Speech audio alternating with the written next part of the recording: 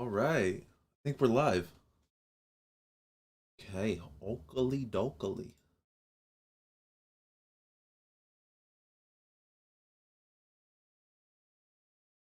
All right. Can y'all hear me? I need to make sure. Last time I was talking for a while. All right. Anyways, hello everybody. Welcome to the live stream. It's your boy Kilo Loco, and we're gonna be having some fun today, as usual. All right. So let's talk a little bit about what happened last time and what we actually plan on doing here, right?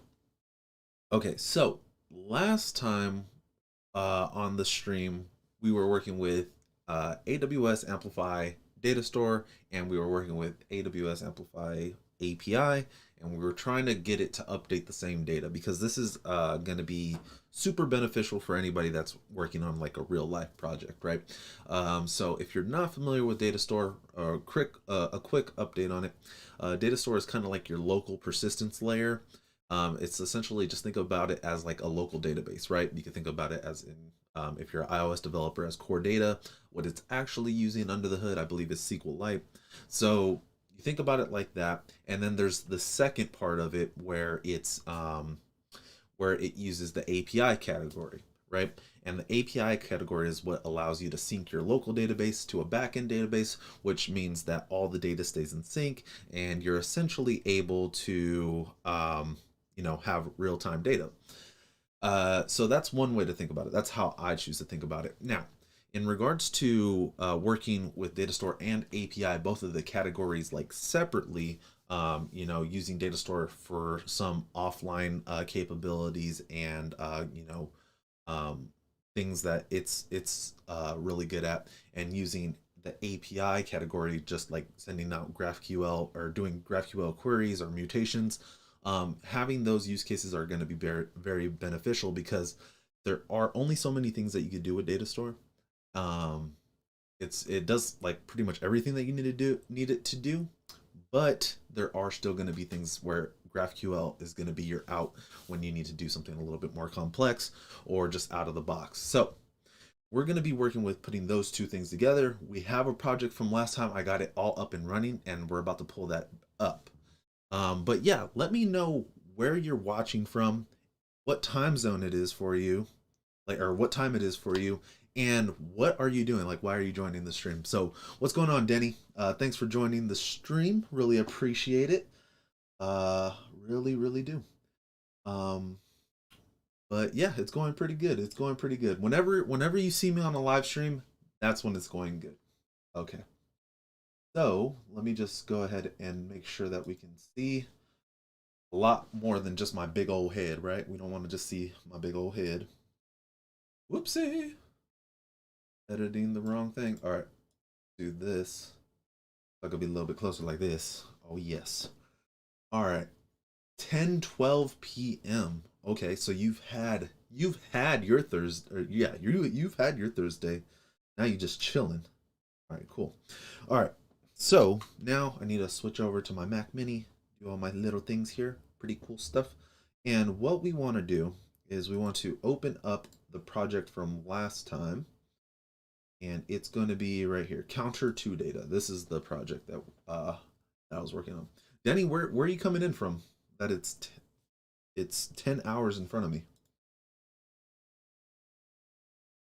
Definitely overseas, but I'm thinking, yeah, I mean you're even past UTC at that point. Ukraine, what's going on? Shout out to Ukraine then. All right, so real quick, this is what we have so far. So I have my backend up and running. All that data is being stored already, and what we have simulator.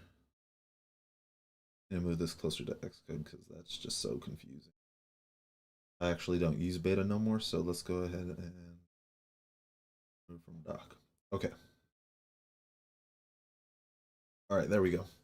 Okay, so let's take a look at some of this logic real quick so we can understand what's going on before we get started into the juicy stuff because we gonna get that juiciness. Ugh. the worst thing about using a PC is that sometimes your fingers get messed up on shortcuts. So, okay.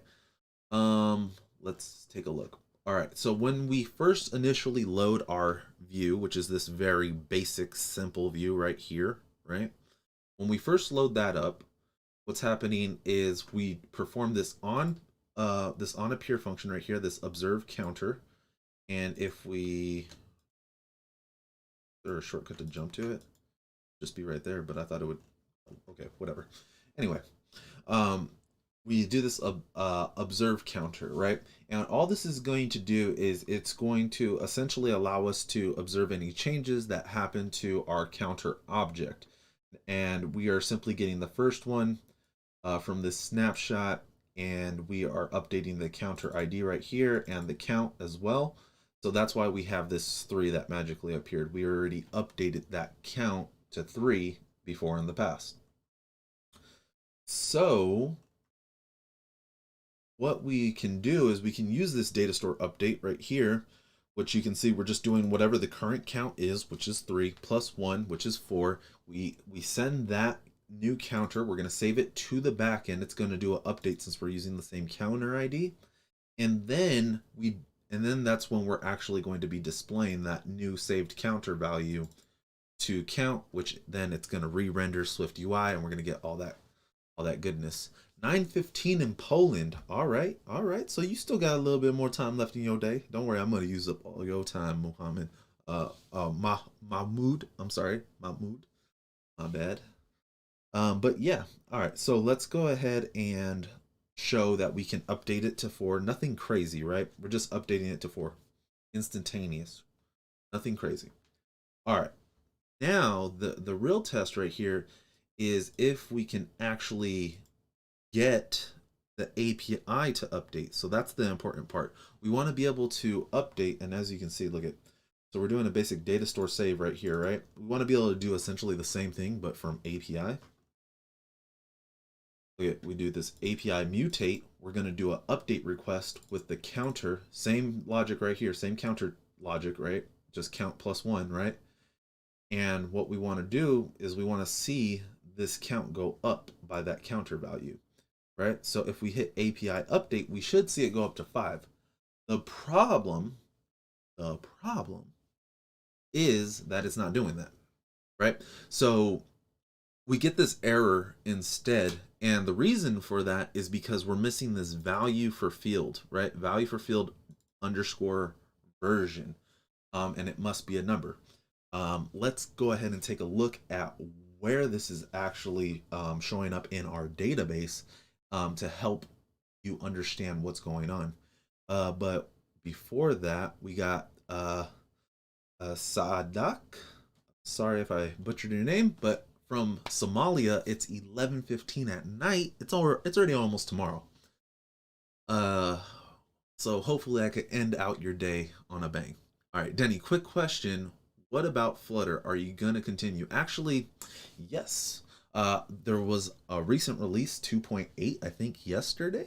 Flutter 2.8. I'm looking into Flame right now. Y'all going to get some Flame content whether you want it or not. But yes, you're going to get some Flutter, but you're also going to get a little bit of Android in there, a little bit of iOS in there. I'm going to try to not play favorites. I favor iOS native. I'm sorry, but I'm going to try to not play favorites, but I'm going to get you guys your content out.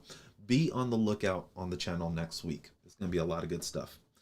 All right. So, good morning to you, Ayush. Remember, I'm terrible at names. It's not that I hate you. It's I hate myself. But I'm trying to say hi to everybody. All right. So let's go ahead and take a look at what's going on and why we can't do this update using the API. So the first place I'm going to try to show you this is with DynamoDB. DynamoDB is the resource that we're using behind the scenes. It's essentially our backend database that's storing all of our data. And I'm going to try and show you what's going on there. So let me go ahead and clear all this out. And I think we're in repos. It actually might be a temporary folder. Counter. Yep. All right. So, neat little trick.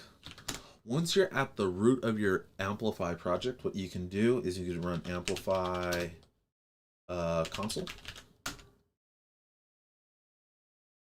Actually, I don't even want to do Amplify console. Oh, that's right. I'm still working on that geo thing. Hold up. Might run into some errors for sure, but it's okay. Let's see what we can do. Amplify console. And if you do API, if you do Amplify console API, it will take you to DynamoDB, I believe. And we're going to be doing GraphQL. Maybe it'll take us to AppSync. So let's see where it opens up to. I'm logged out. I may have to log in. Okay. Didn't seem to work. Maybe it's because I'm on that the old CLI. But let's see if we can get to the data. All right. So if I am at data, let's see. There might be a way for me to get to this resource, but I haven't done it from Studio before.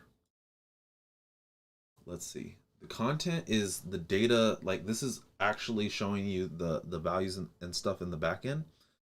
As you can see, since we only have one field for our counter object, it just has value and it's 4, and I could update it here too. Matter of fact, while we're here, let's just go ahead and update it. F it. Go ahead and do 5. Watch this. Let's see. All right, let's do save counter. And as you can see, we get the update on the app. So that's essentially what we want to do, but we want to do it from the API, right? So, let's see, what's another way to do this? I suppose I could just do Amplify console. Amplify console will take you to the actual console. And then you'll be able to see all the different backend resources from there. But yeah. To be honest, I've quit full-time Flutter job for learning iOS and I really fell in love. Thanks for amazing content. Yeah, always happy to help. I'm kind of interested to hear what made you want to switch over to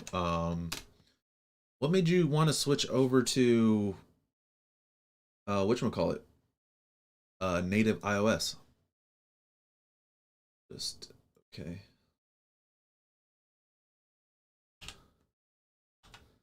Like what was like the determining factor for you? Like, don't get me wrong, I really enjoy Flutter. I do. I actually prefer Flutter over Swift UI.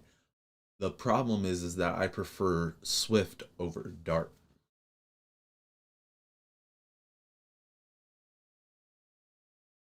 Okay, so once you get to your Amplify console, you can go to the AWS console, go through Amplify. You can see all your apps, select your app, and you'll get here. If you go to API, I believe you should be able to see your table. So you can see counter table. We should be able to view that in DynamoDB. Nope, this is AppSync.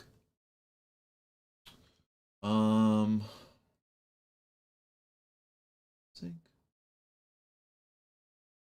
It's all squished, so I can't really tell. This might actually be DynamoDB. I have it like way zoomed in for y'all. So, all right. Where am I? What is this? This is DynamoDB. Okay. Okay. I feel like something's changed since the last time I've been here. Do overview. And we should just be able to see the data. View items. I don't know why it was so hard for me to think about that. All right. So once we get over to our DynamoDB, we can actually see it. Let's see if we could get this to blow up a little bit. Okay, so as you can see, there's a couple of different fields that we got here, right? We have type name, we have this last changed at, we have version, updated at, and value. And right now, we're getting an error saying that we're not receiving this version. So that's like one of the problems. Can you a little bit zoom out AWS? Yeah, is it too big? I feel like it would be too small, if anything.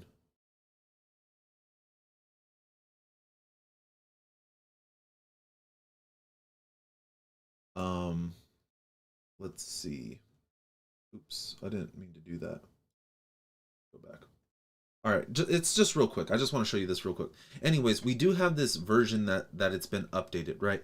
And this value just happens to be the same number because every time we update it, we're just doing +1. If I could change this number to like 7 or 10 or whatever, and then the next time that we get a version update, it will just be 6. So these numbers aren't tied to each other. They just happen to coincidentally be the same since we're incrementing by 1.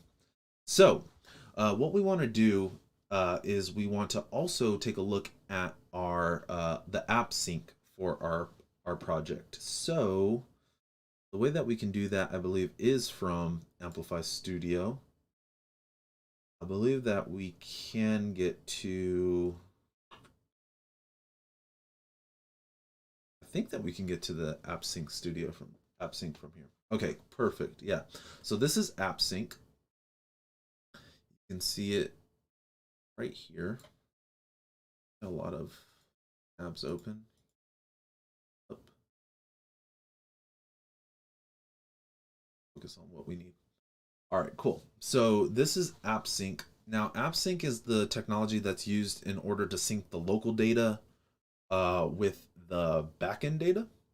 So your local database is synced with DynamoDB using AppSync, right? Kind of hear that in the name a little bit. And you can take a look at, not the schema, but the, where is it? I think maybe it is the schemas. Yeah, the schemas right here. Okay, so these are the different schemas for the GraphQL requests that you can perform, right? Now, since we are working with DataStore and it has that version on it, it's required whenever we do an update or a create. So create counter input right here. You can see that it has this version right here. And then it also has update counter input. It has a version right here. Now, even though it's not like a required field on the GraphQL itself, it's something that needs to be passed when we're working directly with DataStore. So let's go ahead and try to do that. Let me see.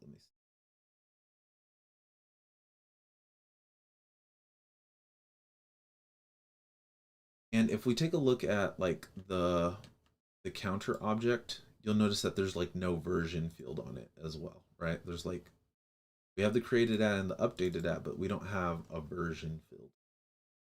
And if we also take a look at the schema, got the schema, there's no version field in here. So that's essentially why it's failing. Um, yeah. So what we could do is we can actually create a GraphQL mutation manually, and that will allow us to do it. So the bummer about this is like once you start using DataStore, you won't really be able to use the the default mutations, right? You'll have to use custom mutations in order to get it to work. So what I'm going to do is I'm going to head over to the docs because I haven't done this in a while, but I know the information is in here. We just have to go to libraries, API, GraphQL, and then I think we might need to do maybe advanced workflows where we create our own document. This is where it's telling you to essentially do that, create your own document. And what we want to do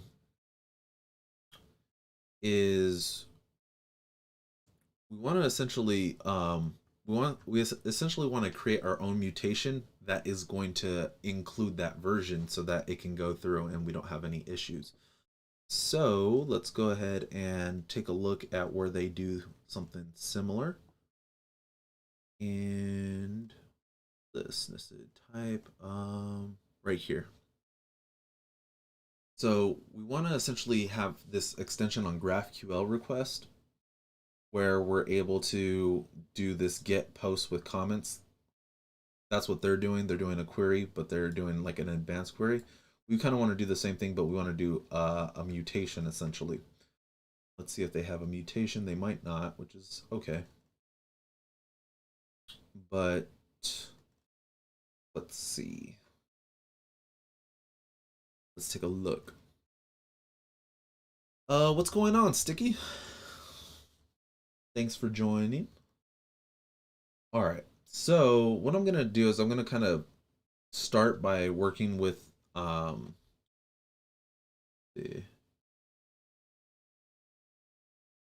we have to create a GraphQL request, or we have to return a GraphQL request of type post.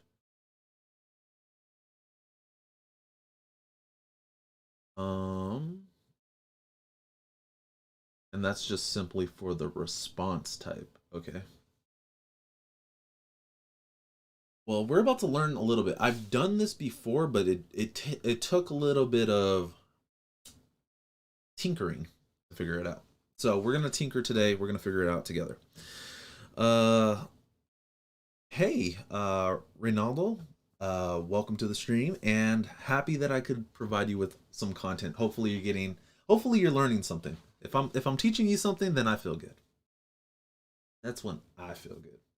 All right, so what I want to do is I want to essentially do something like this, where we're doing an extension on a GraphQL request, and then we're returning some type of result, in which case I want to get back, I want to return this GraphQL JSON value. We want to essentially get the response type as what we're trying to get back. So in our case, I'm trying to get back the counter, so that's the type of GraphQL request we're going to be doing. So we're going to be popping back and forth between these two things. Let's see if I can shrink it, and maybe, come on. Ooh. See if we could reference it and code at the same time, because that would be ideal, right? That would be ideal. All right, so let's start off by creating a new file, and we'll just go ahead and do next, and we'll call this a GraphQL request plus extensions. That's how I like to do my extensions file. So in this case, we're probably going to need to import Amplify, right? And that looks terrible, so let's go ahead and swap it around. And then we're going to do an extension on GraphQL request, like so. And we can have this static func. And what do we want to do? We want to update. We want to update counter. Update counter with value, right? And we'll just do value is going to be an int. It's going to return a GraphQL request.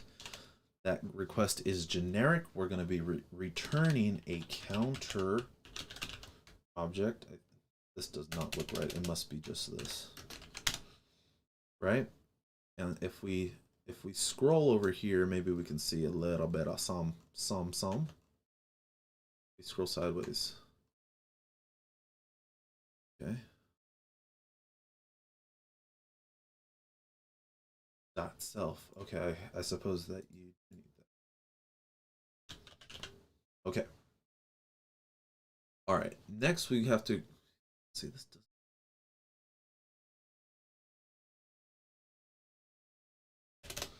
All right, let's just try it like this because this feels better.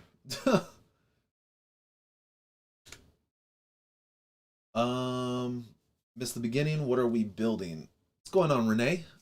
So I'm trying to show how we're going to be updating our backend object, which is essentially initially created with DataStore, and we want to use the API category to also update it. And the benefit here being that if we can update it using API, then we kind of have an idea how to update it if we wanted to update our data using Lambda or any other type of way to update it using the AppSync API. So yeah. Sticky, you have used, or have you used iOS Object Capture? No, I haven't. What is that? iOS Object Capture. Is that like a debugging tool or something? Not sure. All right, so let's do let document equals triple like that. So now we just need to put something in here. So as you can see, the name doesn't really matter right here. I don't think it actually matters right here, but we just essentially create a either a query or a mutation inside of this document, and we pass that document down here. And we can also use variables and pass in the variables like so. So let's go ahead and pretend that our document's ready, and what we can do is we can return this GraphQL request JSON value, and we haven't done it yet. We haven't done the important part yet, but at least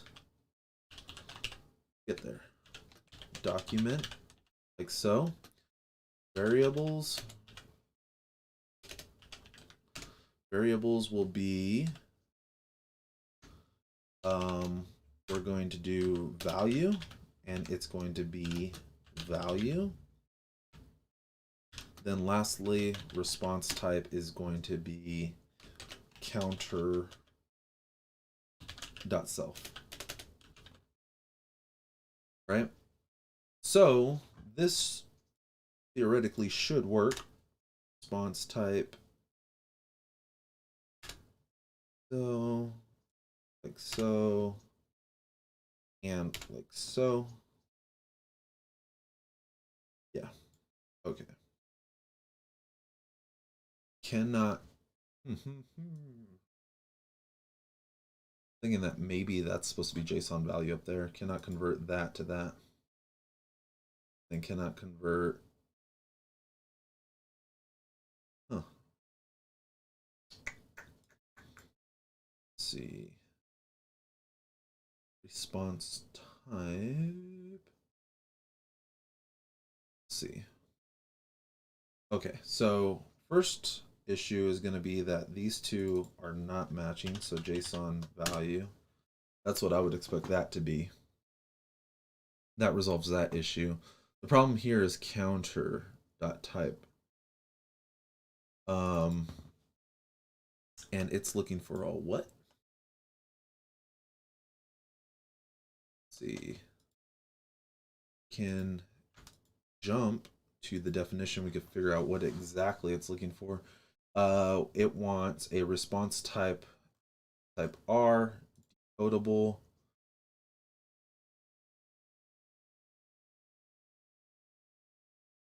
Counter should be decodable, no? By default? Because model, I believe, is decode. Yeah, it's weird. I actually think Xcode might be wrong on this one.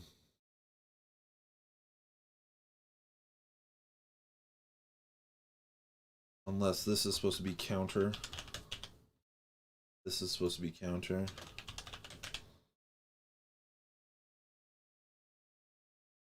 Okay, I guess that's what it was. Okay, so note to self, update docs. This right here is incorrect. Okay. All right, I'm back. It is essentially a 3D scanning function. Never used it. Sounds cool though. Object capture. Now that I'm thinking about it, is that the thing that came out during one of the WWDCs where you're able to like scan something and then move it into scene kit or something like that, and then you can like interact with it? All right, I'm back. Firstly, I really wanted to try iOS earlier, but I didn't have Mac. Secondly, I want to work in big companies in their future, and I think native is more suitable for it. By the way, Flutter, awesome. Yep, totally agree. Big companies still definitely using native. You can still find, things like React Native at big companies too. But I don't think native's going anywhere, to be honest. All right. We need to get this important part right here, the document, up and running. So what we can do is, I believe that we should be able to go to AppSync, and we should be able to construct the same GraphQL right here if we do queries. Yeah, queries. Now what we want to do is we actually want to do a mutation. So we're going to clear this query right here. And the mutation is going to be to update counter. See if I can close so we can get more screen real estate. And what we want to do is we want to input value. And what we want to do is we want to get back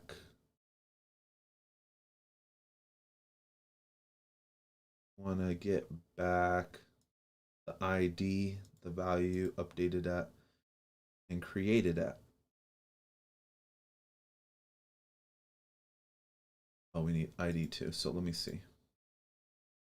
So if we're going to do update, then we need to have the ID, we need to have the value, and we need to have the version. So this is essentially what we want to do. So instead of having to figure out how to write the GraphQL, what we can do is we can just create it right here. Now, I also want the ID to be a variable.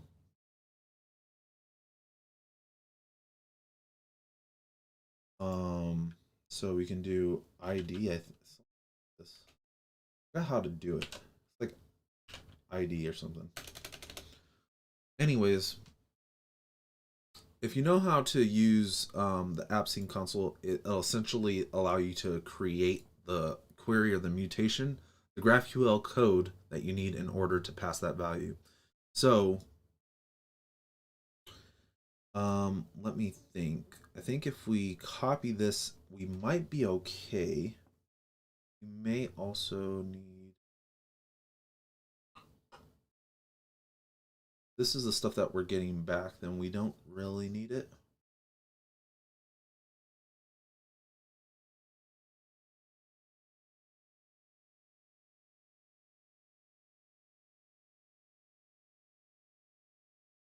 We'll keep that for now. Let's take a look. Let's take a look. Let's copy this. Let's see what happens. That's all coding is. Just do stuff and then you see what happens, and if it blows up, well, you did something bad.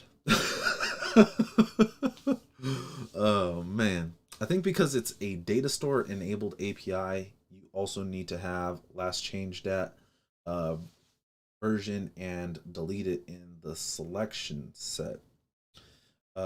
These additional fields in the selection set will allow other DataStore clients to react correctly in real time. What's going on, Ivan? All right, so Renee knows way more than I do. So we'll also need to include I think delete it is optional. Last changed at. You might need last changed at. I've done this before in the past, and I know that I need it too, but I couldn't remember what the second one was. And I think it's last changed at. Let's see what happens. Let's bang our head on this wall until we figure it out. But yeah, I'm pretty sure Renee's right. We might need all three. Okay. Are you dealing with Realm? No. I'm actually working with AWS Amplify DataStore. It'll work without these fields, but for the best real-time experience, you need to include those fields. Ah, got it. Okay. Okay, so in the past, I've done it with those two, and I think it worked.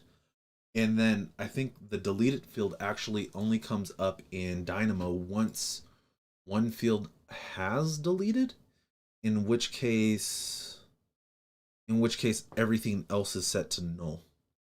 So I think that's what's up. But yeah, I know that you're right. I'm just like hard-headed. Okay, so let's go ahead and figure out how we actually pass in variables. Okay, so ID, if you just go ahead and put it like that, and then yeah,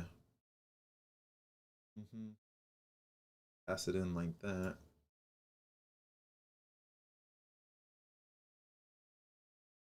What?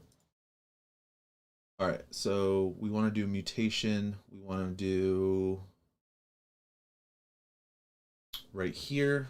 I believe we can just do ID. Need to include this in our variables. Let's do ID like so.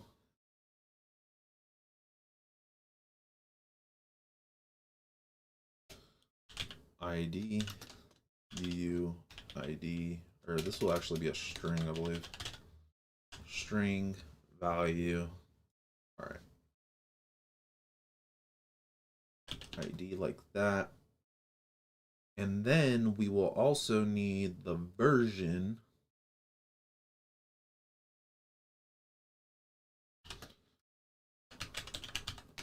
which is an integer like that.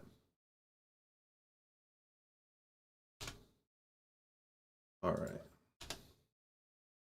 Wish there was a better reformatting thing for Xcode that did it the way that I want it to do my format. All right, so then we do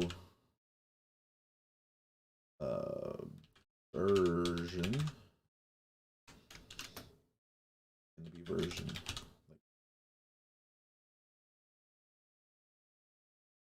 All right, now we just simply need to plug in these values.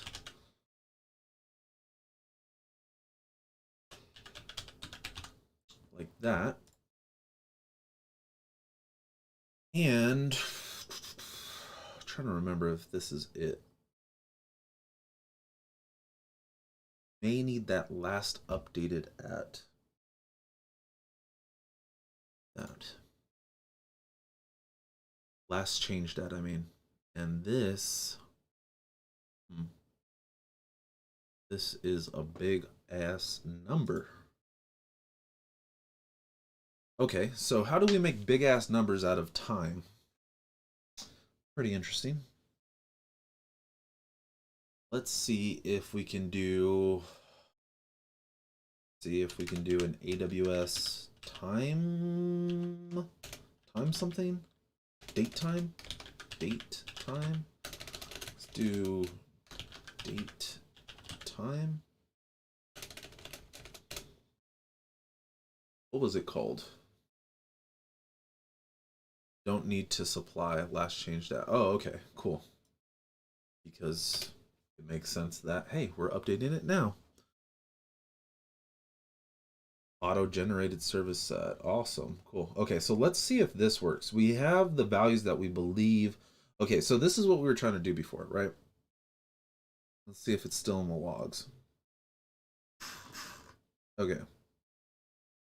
And if we take a content view, let's take a look at what we were trying to do before. Before, we were trying to do API mutate with a request. We're going to do an update to the counter object, right? It's an update because we're using the ID, which we already have, right? We're passing in a value, but we weren't passing in a version, and we were trying to just use the regular API, the API mutate API. An API sandwich for you. Anyways, what we were trying to do wasn't working, and we were getting this error right here, right? Where you at? Right here. Something about underscore version not included. We can't sync it. Wah, right? It cries. So then we create this GraphQL request extension, right? And now all we need to do is provide the ID, which we're already doing, the value, and the version. If we could provide those three things, then we should be good. Now, what we're going to do is we're going to first provide this. How are we going to provide this? We're going to provide this in a hard-coded manner where we're actually going to do, what is it, 6?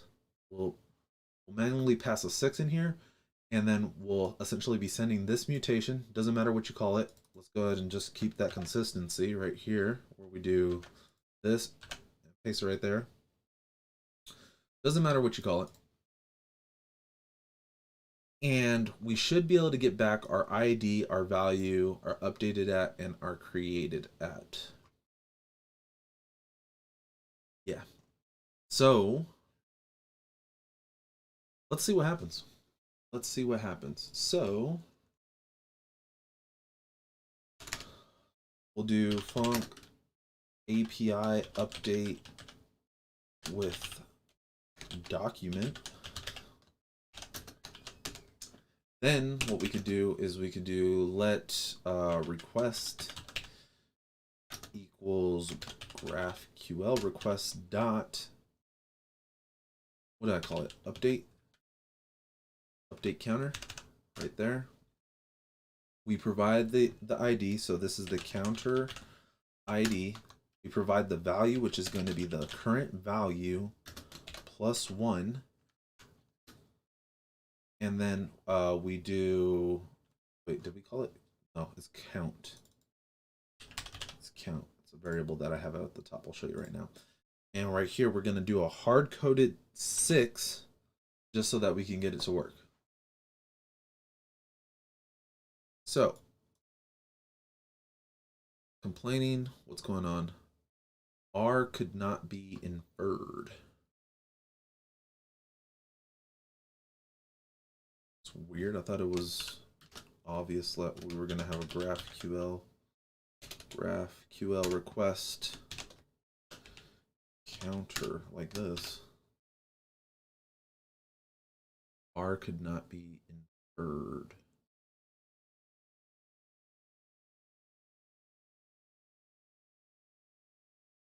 Oh, is it because I didn't do it like this? Here we go. Watch this. That should work. We could also just do this.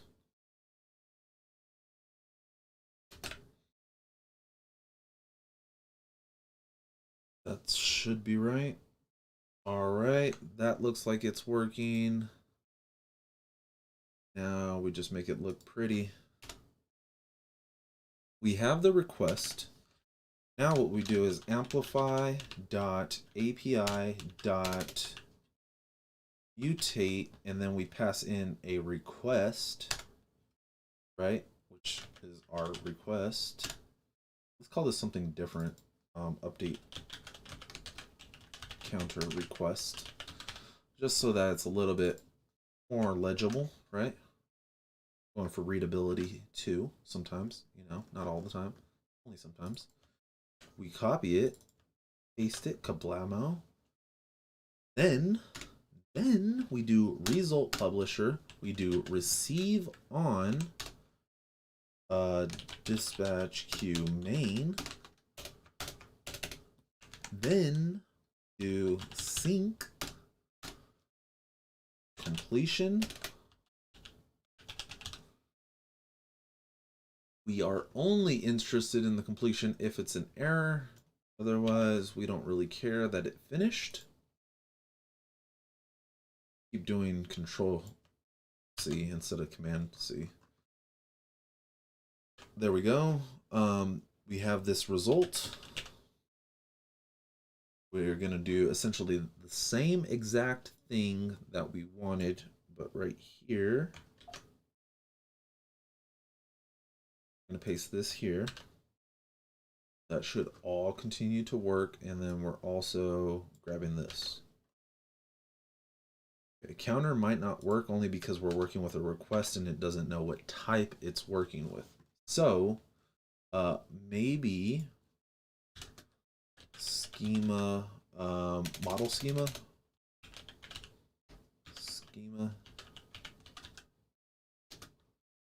will be counter dot schema.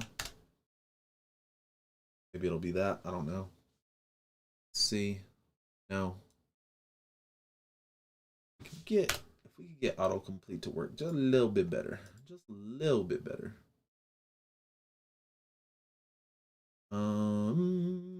Okay. Okay, it doesn't look like I'm going to be able to find it here. That's all right. So then what we can do is let's just see what this sync result is.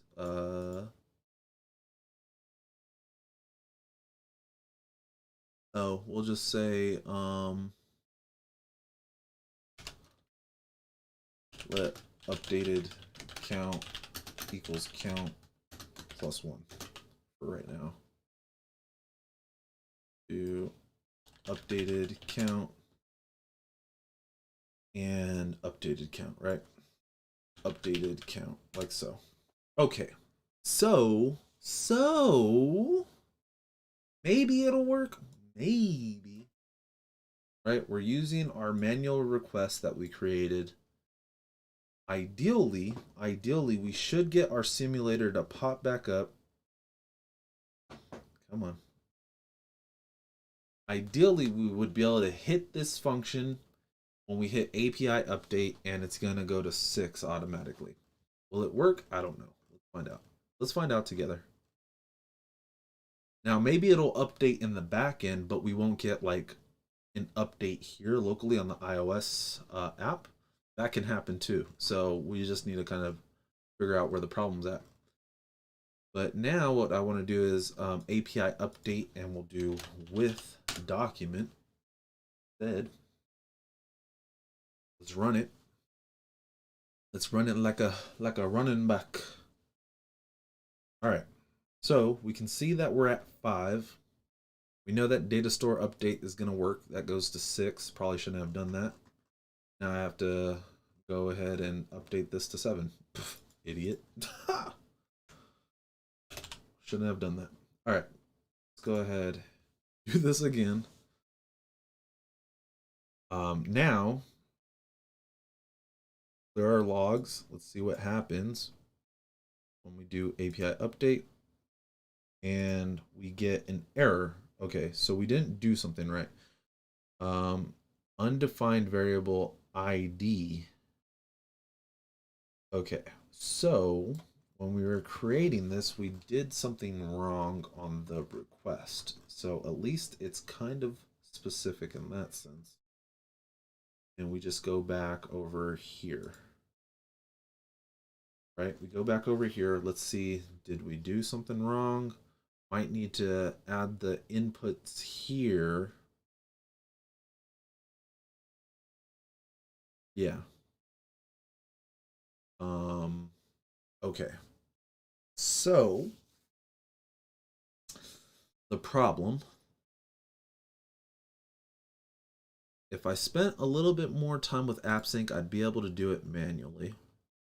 But the problem is that we actually don't have any values being passed in. This. I've done this before, but oh, here we go. Conditions, maybe? Here we go.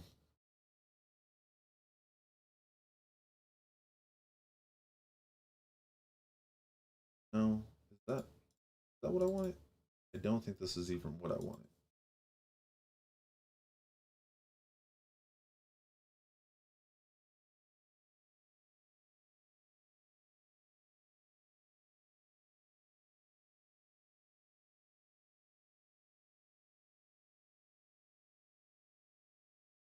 Hold on. Not sure if I broke it or not. Let's go ahead and exit this one out. We could create a new one. It's okay. Don't need any of those. We just need mutation. Then we do add. And then we want to actually do this. Okay, my mutation.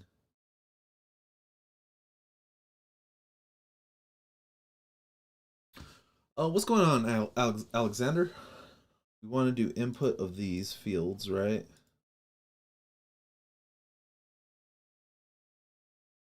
And we need to get back the ID, updated value, and this, right? But there's also a way to do like additional input.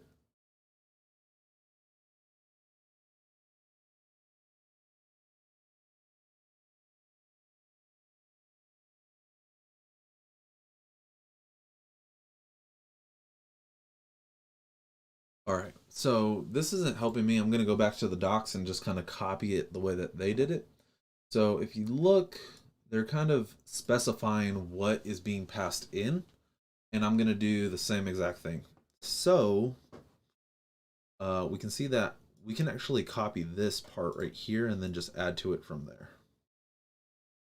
Only problem is that I need to figure out how integer is represented in apps in GraphQL. So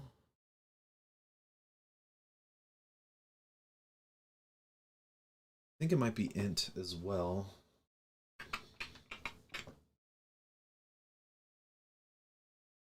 Let's figure it out. Let's figure it out together. I want to say it's int, just like that. That should be fine.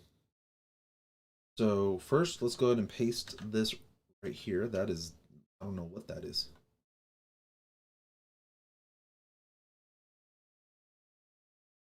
What that is, man. All right, we do the mutation. We have ID.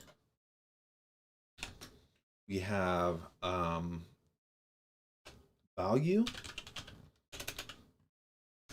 And that's going to be an int. And then we have version. And that is also going to be an int. So assuming that I actually know how to specify the type, we should be able to do this API update and get a little bit further. So hopefully the request isn't the issue now. Okay, so GraphQL service returned a successful response. Client version is greater than the corresponding server version. Client version is greater than the server version.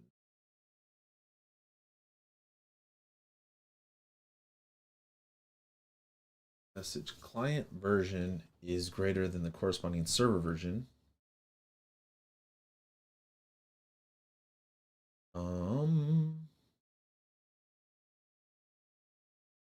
Let's see. GraphQL error contains service specific. Oh. Okay, so I've done this before, and I think you need to pass in the same version number of what you have locally.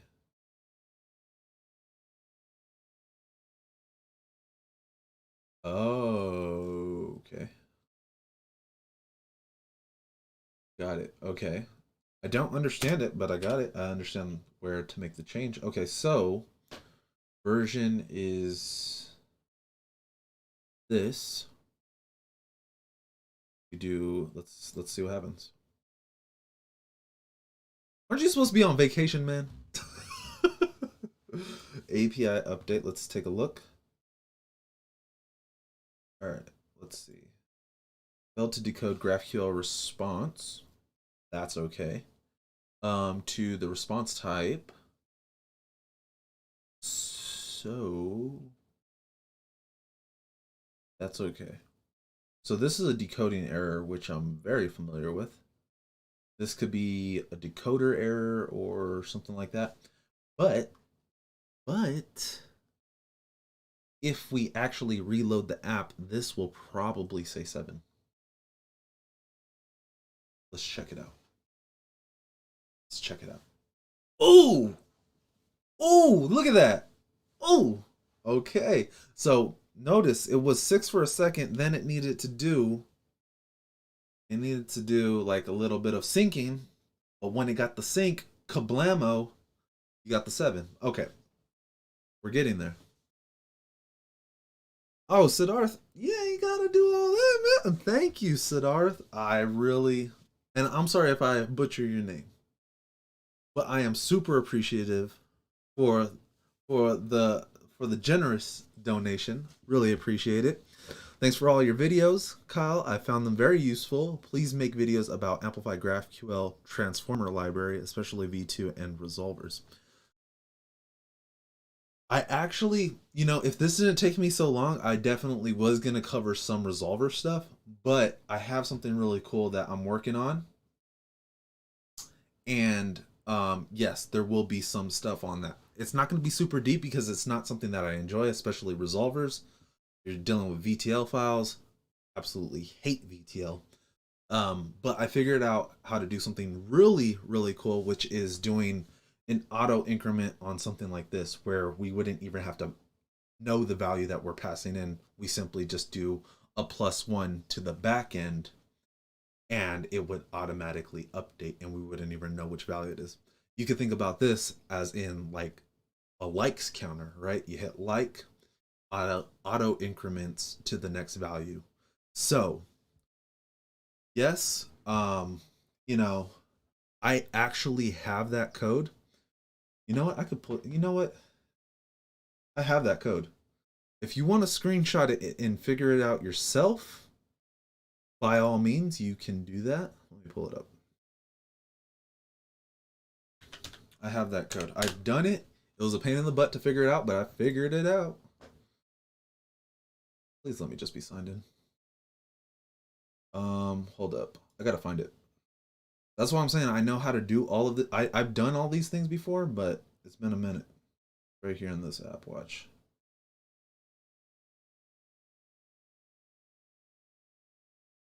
Here, where do I go? Forget. API right here. Let's see.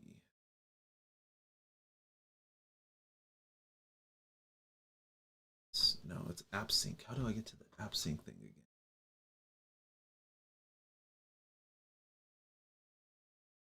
Right here. Auto increment. Here it comes. Hold up. Been a minute. Sec. Where did I put it? Somewhere in here. Like, it's like increment value. Worked pretty cool. Increment.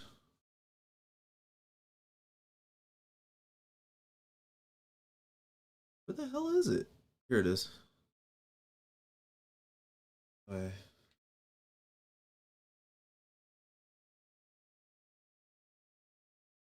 can't see. There it is. Okay. Okay. I'm gonna stay right here and I'm gonna do this. There we go. If you want to know how to do incrementing values, it has to do with something right here.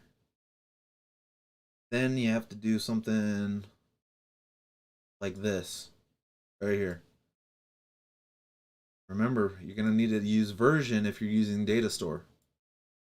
But if you want to screenshot this real quick, this is how you do auto increment. It has to do with, oh, and it has to be a specific version. I think this is the specific version I'm using. You have to do something about this expression. You have to do this add balance +1, and then you have to like specify what the +1 is, and it's like this, something like that. So yeah, but I'm gonna create a video on that. I just need to go back, revisit, understand what I did, and then yeah, it was crazy. Made it for a Discord bot. Yeah. Okay, um so conflict detection happens in the backend, which means that we need to do a query to get the latest version before we do that. Okay. We were getting some type of decoding error. So we're not really using we're not really doing anything that says like I'm actually kind of surprised that this doesn't work though. Because if you take a look at it, I think we have everything being returned that's required to decode it, but it's just not working. To get coding keys, ID value created at, updated at.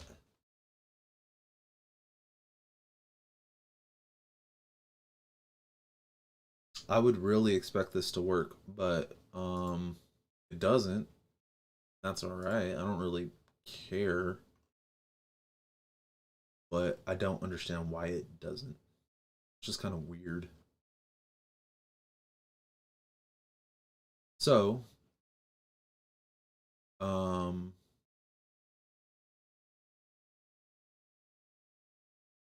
yeah, it's just kind of weird that it doesn't.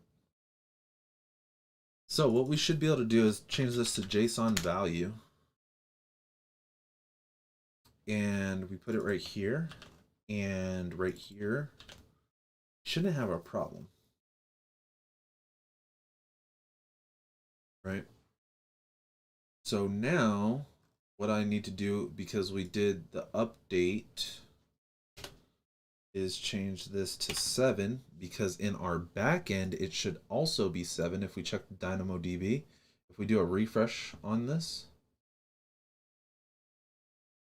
Okay, so according to Renee, what we need to do is we need to make sure that the version is the same as the what did it say? Client version is not the same as backend version or something. Essentially, this version has to be the same. So essentially what we need to do is we need to do a query before we do the update. We might take a look at that, but first I want to just make sure that we can get it working without any errors at all. That would be ideal. So we're going to do count +1. That should update it to 8. That should update this to so we have 7. We're going to turn it to 8. We send that update up with the mutation request, and then if everything works out, we get this right here. So let's go ahead and run that. Let's see if that works. Oh, boom. Let's see. Let's see. API update. Boom. We got the 8. Looks like it worked. We get any bad. I forgot to clear the logs before I did it. Okay. This all looks successful to me.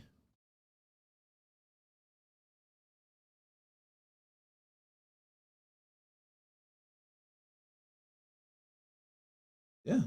I mean, looks like nothing but success. Yeah. Okay, so next what I need to do is I need to like understand what the type is, and we printed that out, right? So everything seems to be working, and we have this sync result printed. So that's what I want to see now. That's probably this object right here. Update counter value updated at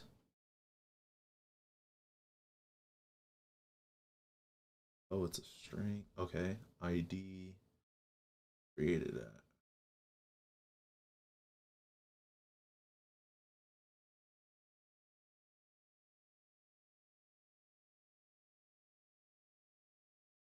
Okay. So it's working. There's two things that I want to do. The first is I want to see if there's a way that I could fix it to where we receive a counter object back. That would definitely be ideal. Let's see what's on this sync result object. Okay, so this is a JSON value. This is actually JSON value. This is essentially what we specified in the request, what we plan on getting back. Okay, so theoretically we should be able to get this JSON value and then pass in the number that we get for our value. Now,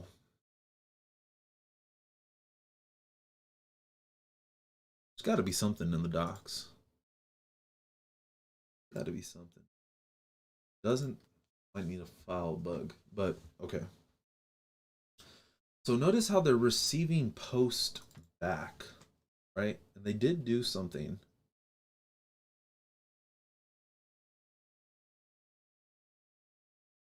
I think they did do something to the object to make it work.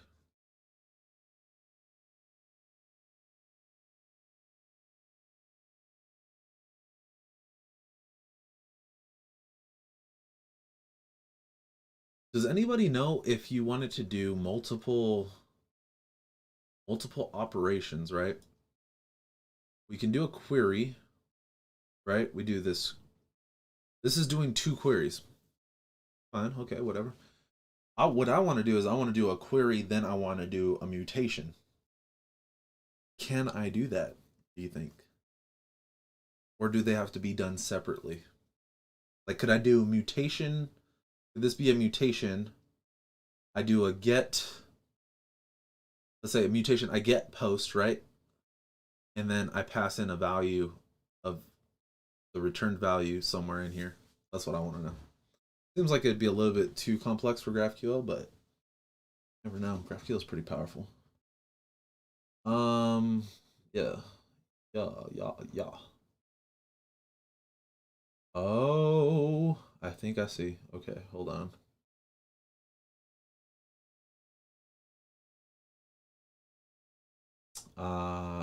Okay. Okay. I see what's going on. Response. I see. Okay. So what we need to do is we need to create a response object that's codable. Give it the same name as our thing.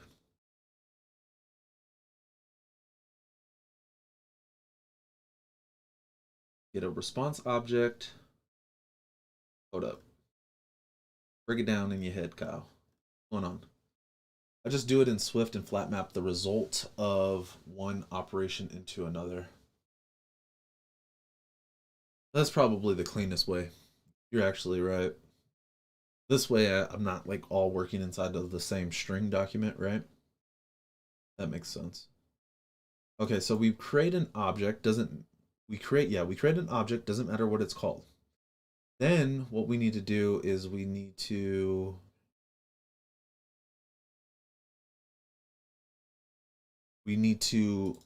have a variable the same name as the actual function, right? And that variable is going to be of type whatever that type is. So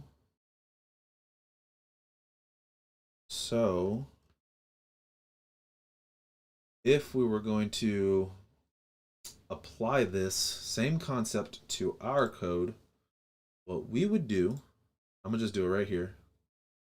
Look at everything. So this, okay, so we would have our struct update counter response, right? It's going to be decodable. It doesn't need to be codable. Decodable will be fine.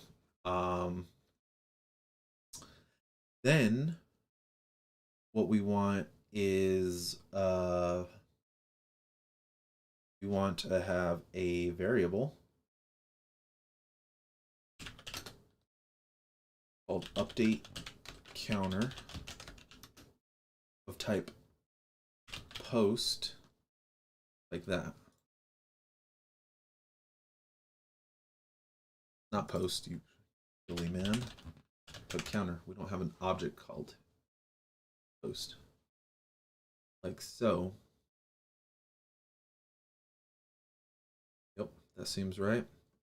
Then what we do, update counter response. That's what we're actually going to be receiving back. Do a copy, we do a paste, do another paste. Kablamo. Houston, we have liftoff. Let's see if it works. Before we do that, got a couple comments. Typically, I try to avoid hard-coded GraphQL queries as much as possible because when the data model changes, you need to review them carefully each time. So it sounds like, Siddharth, like it sounds like you work with GraphQL quite a bit. Like, so let me ask you a question, because I don't work with GraphQL a whole lot. I use GraphQL because DataStore uses GraphQL. And I don't really want to build a whole entire REST API, right? So when you're writing GraphQL and you're working extensively with it in your project, are you constantly creating these small little objects like I just did? Like we just created a small object, right? Like, do you constantly create small things like this, like a whole entire object like this, and for both the input and the output? I'm kind of curious, like what that workflow is like, because I haven't had to work with that. Not a whole lot, but I've been using it since April this year. I mean, that's still a lot more than me for sure. But like, yeah, are you constantly creating objects? Nope. That's something I've been considering. So what do you do? Do you create GraphQL documents in string format?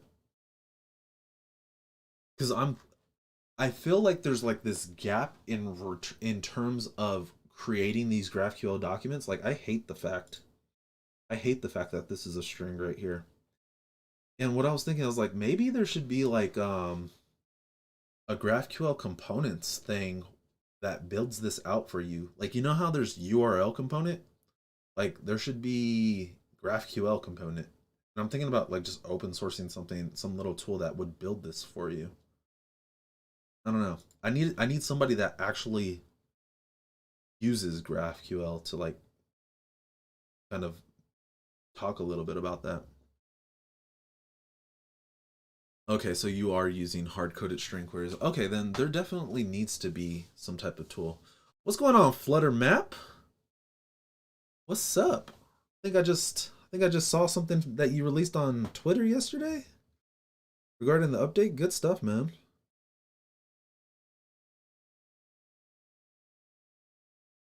Yeah, we can work on an ORM or at least a query builder for GraphQL. Yeah, like I feel like that might be something lacking. But yeah, if y'all are into Flutter, make sure you follow Flutter Map. Great content. Some of the best. Top of the line. Chef kiss, you know? Good stuff. All right.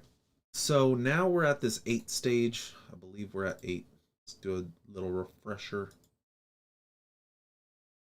Yep, we're at 8. And now I'm expecting to get back this update thing response, right? We have our response, and ideally if this does work, we have response and then it has our our update counter thing, and then we do value like so. Let's see if it works, shall we? If this works, I might be a genius. All right, so we're at 8. Now, when we hit update, we need to be at 9. Woo! Okay. Okay. All right. Docs need to be updated a little bit, but yeah, I got it. All right. It's almost like I know what I'm doing. Oh man, that's pretty cool. All right. So we got some stuff in here. I don't know what all that it's about, but yeah. All right. So that's cool. But I don't know if that's exactly what we want to do, because watch, we're at 9 right now, so I need to change this to 9. We're gonna fix this little issue in a bit. We we're at 9 right now, so we need to update this to 9. But when I do the query, when I do a query on what's happening locally, it's not getting that update.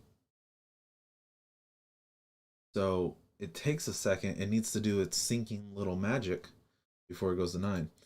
So it's not really working. And what we want to do is we want to observe the updates. And this is, the query observe is good for observing maybe new objects, but maybe not for updated objects. So let's see if we can actually observe a specific object or something like that. Observe specific counter. Let's try this. All right, so then we do amplify DataStore dot what is it, publisher?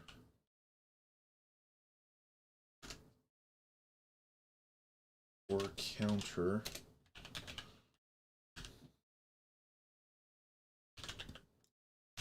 Then we do we'll just do a quick receive on, and then we'll do the dispatch queue dot main, and we will also do the sync. Let's just go ahead and do completion. We'll just print the whole completion. Who cares? Print the whole completion. Just get it out of the way. I don't even want to deal with it. All right, mutation event. So then we have the event print event. Let's just print it out. I just want to see what happens before we get into the whole entire coding it up and it doesn't even work. Right?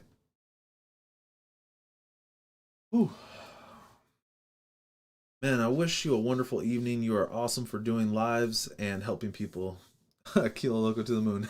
Thanks, Flutter Map. I appreciate that. Much appreciated. All right, so let's go ahead and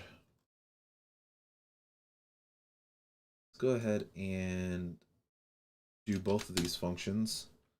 Observe counter and then observe specific counter. It's actually not even, this is terrible naming. How about get counter, observe counter?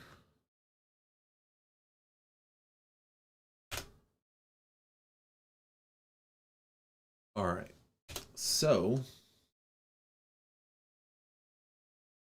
we'll do this, observe counter, do this, get counter. Get counter, there we go. So now we're gonna run both of them at launch. And we're still at that 9. So that should be 9 down here. Yep. All right. So let's go ahead and run this. We should get 10. Hold up. All right. So we're observing, see if there's any changes. Let's see. Did we print out anything?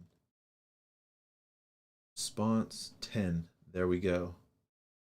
So it is working. Okay, so you can see here that it actually got the value updated right there. That's pretty good. So, liking that. It's looking pretty schmancy, sexy schmancy pants. All right. Next, what we have to do is guard let, what is it? We want like the counter or something like that. Counter is equal to event dot decode it model as a counter dot self, not surf, as self. And then we do else return that, right? So we're gonna get the counter. Why crying?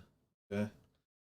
Then we do self dot count is equal to counter dot value. Right? Run it back, run it back. Also, okay, so see how that got updated.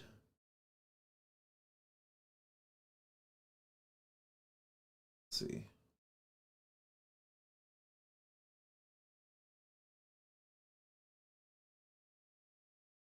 Hold on. Yeah, okay, so we're about to test two different things at once right now. Kilo coin? I actually thought, there is a coin that I made somewhere on here. Watch this. Oh, you know what? Actually, Sketch kind of destroyed a lot of my stuff. Oh, actually, it's right there. Look at, watch this.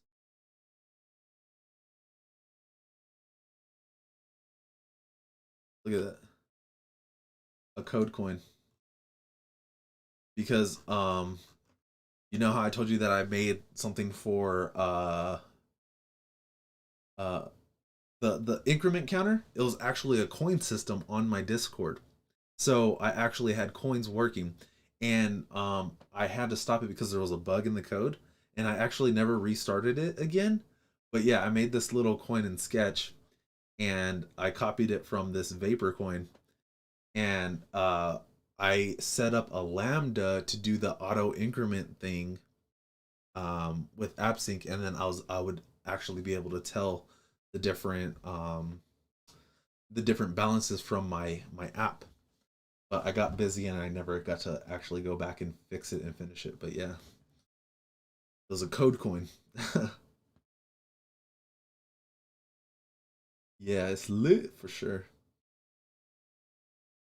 All right, so we're going to test two different things. What happens if we have an older version that we try to push up with a new value? And then also, we're trying to see, will this value get updated? Because we're no longer updating it right here. We are only updating it when it comes in through the observe counter. So let's do API update. Let's see what happens. All right, so it doesn't look like it worked. And the reason for that is because the value that we're trying to pass is older than the one that's in the back end, essentially. So let's do API update. Watch, it should give us the same error and we shouldn't get an update. So now we know. Let's see. Does it give us like an error?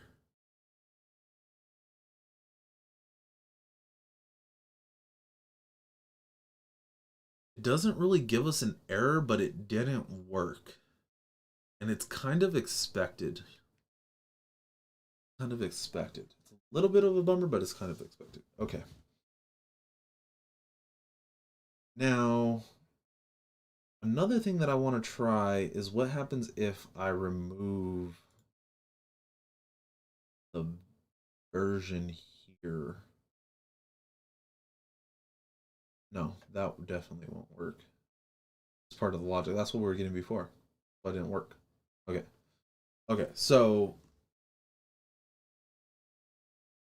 what we need to do is we will need to perform a query to get the version, and then we will need to do the rest of this, right? So let's go ahead and try that now. We're gonna do API. This is API update. This is not the one we want to modify. Okay, so it's this one. Update document. Should this happen?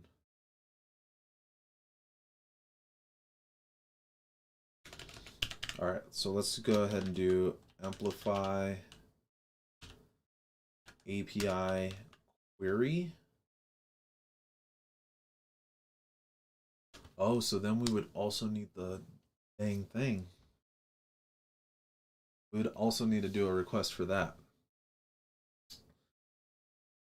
Bummer. Bummer. Bummer. Okay, let's go ahead and build that query real quick. It'll be fast. I don't like that though. Do not like. The queries are your ally. All right. So get counter.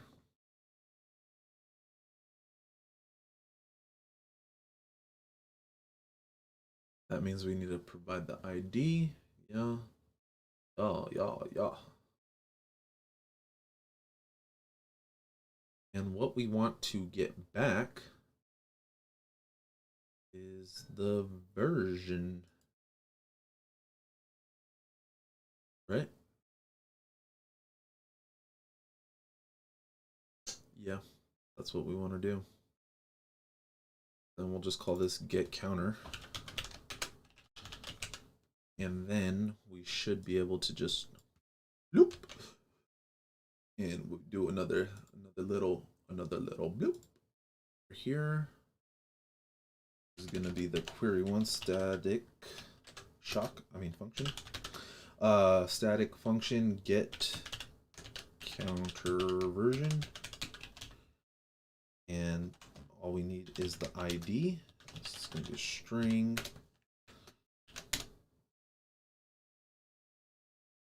Then we do our whole little document like this. Like that. Paste it in like that. And then we do a return statement. So this also needs to return a request. GraphQL request. What kind of response? We'll put the response up here. Say struct. Know how to spell. Counter version response. Probably call that get counter version response. Get counter response decodable. Let get counter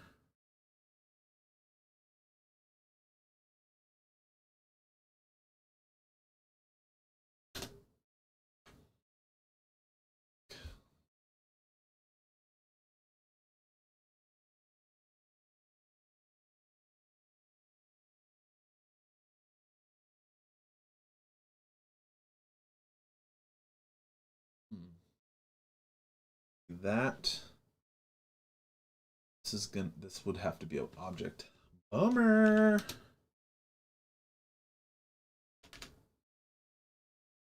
Call it struct version, and then we'll do this decodable like that, and then we'll do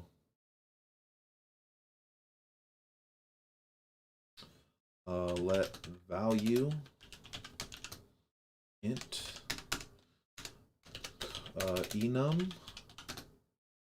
This will be like a private enum, right? Private enum coding keys string coding key case value equal to version. There we go. That should work. This will then be version. Might as well just turn this to version, huh?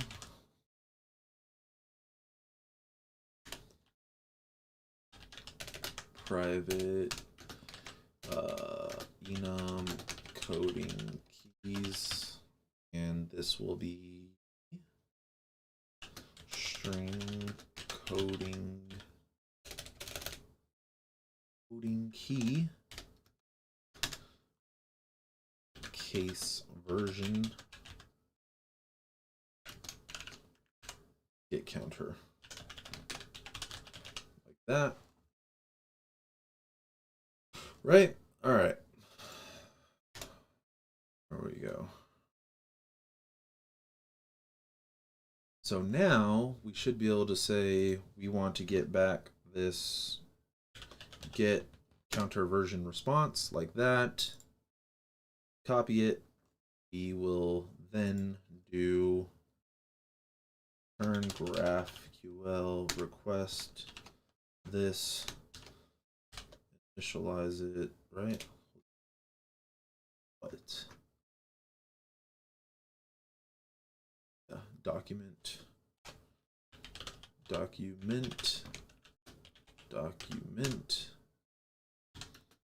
variables ID. We also need to pass it here, so ID, like that. Pass it here, that. Say, whoa, don't do that. No, don't do that.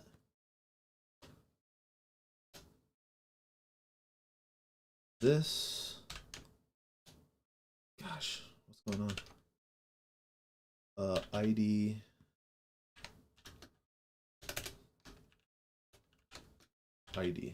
that. Lastly will be response type is going to be get counter version itself. That. All right. So I think that's it. All right. Are you using for what? MMHMM for overlaying your webcam feed over your screencast? No, I actually don't even know what that is. MMHMM? I am using OBS.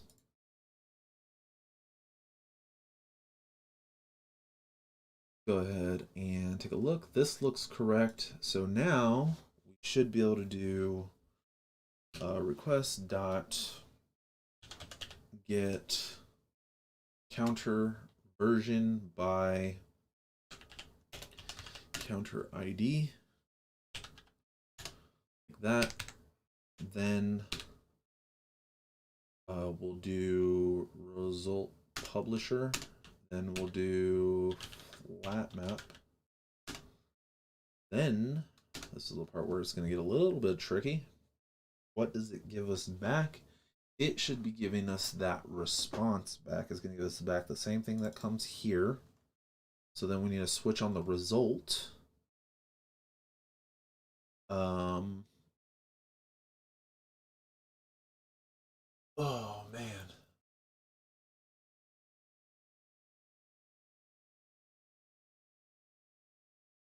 Leave.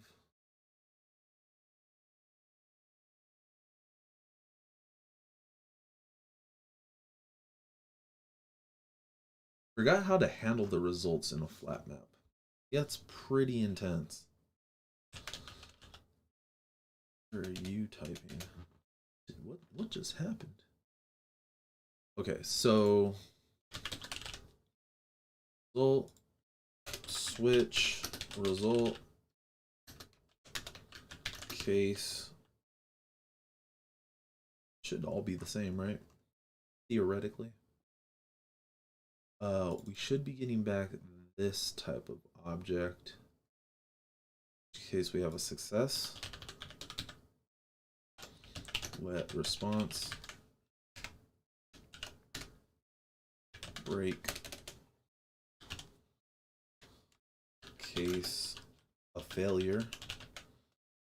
Let error print the error, right?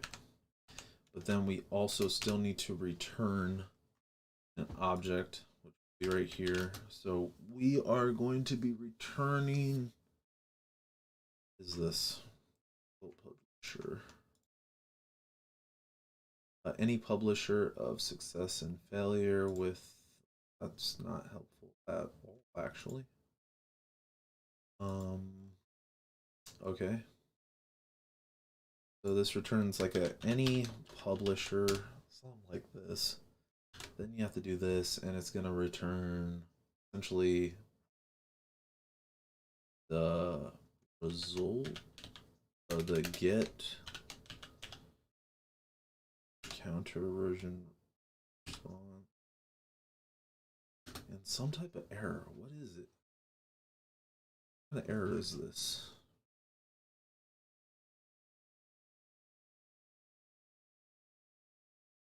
A GraphQL response error.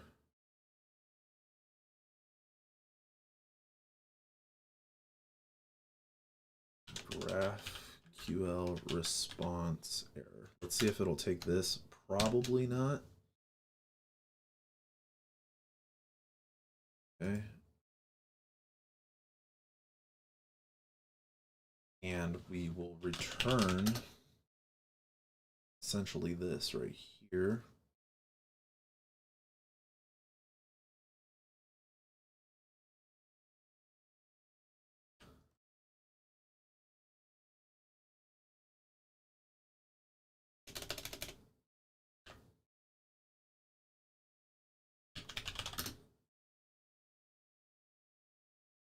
See. Now tell me that response type not being heard. What is this?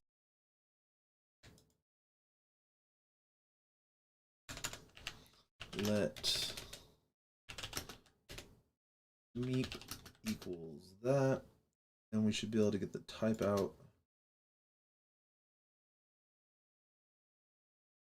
Sure. Interesting.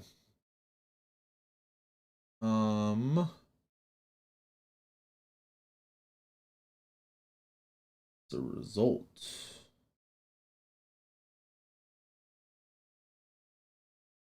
API error.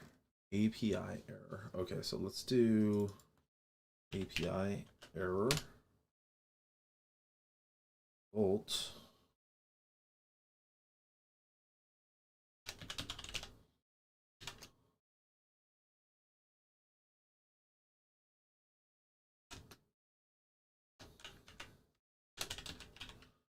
Response error.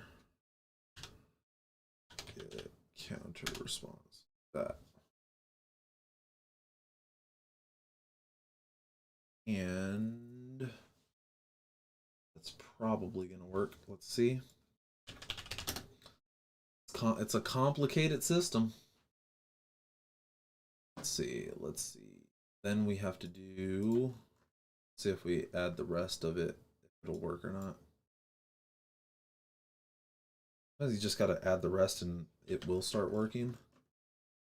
A lot of times it does not.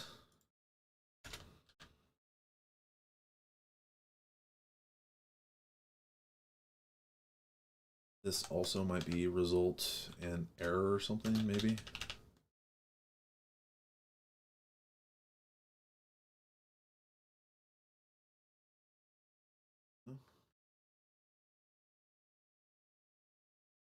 All right, so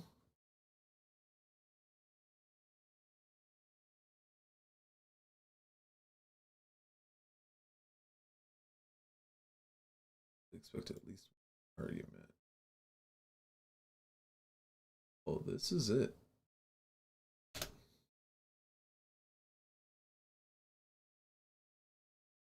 Sometimes you have to just run it and see what happens. Let's see what happens if we run it. It will give us an update on the errors. All right, so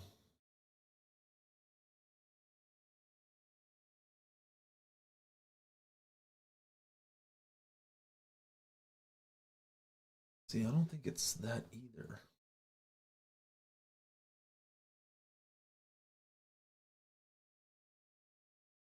Result. Hold on. Result.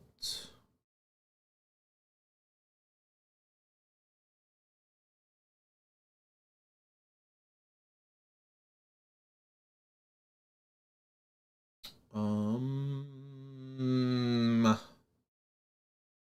think we're missing one right here. That's what it is. Hey, what's going on, Cola? I'm not quite sure yet. I am not quite sure. I just really want to fix this. If I can fix this, then I'll probably be done.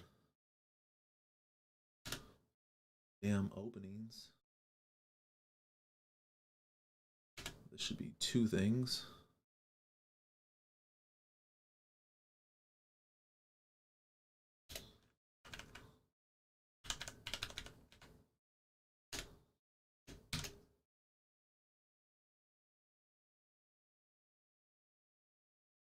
Go.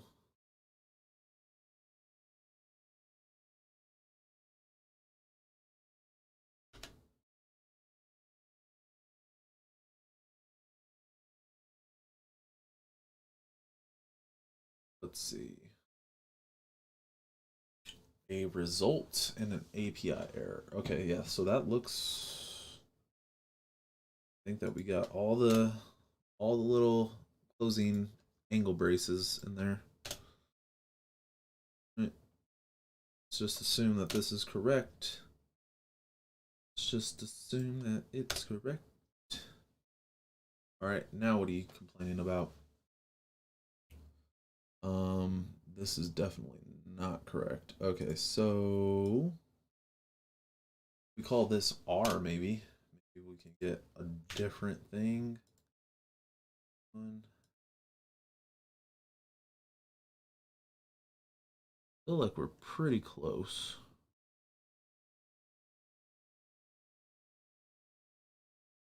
Ambiguous without more context. I have no idea what you mean.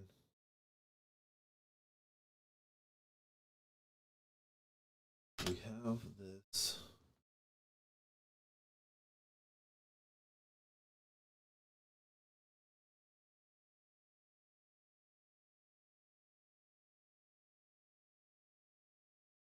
Go ahead and copy it. Let's set it down again. Let P equals this. Find out what P is. Of course.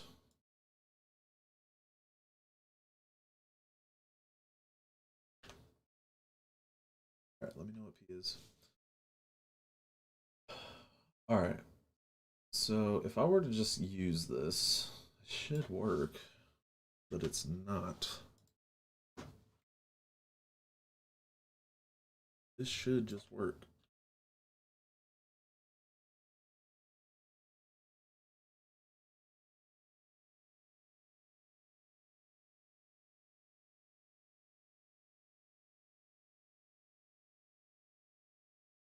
Not really sure why it wouldn't.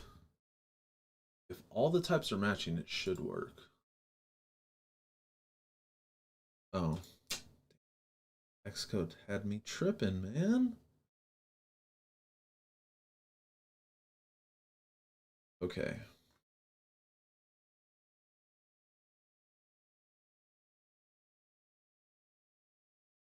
So then what we'll do is we'll put this in here, like so.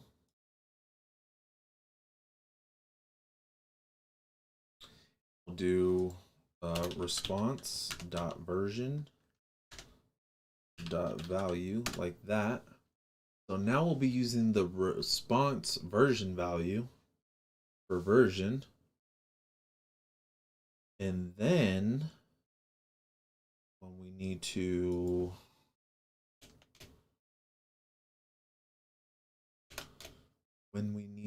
actually do a failure, we can return just, or what is it, fail? Return fail. And then we can provide an error, but it has to be an API error.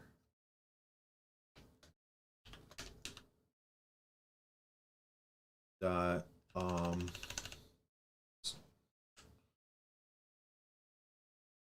see if we could just do this one.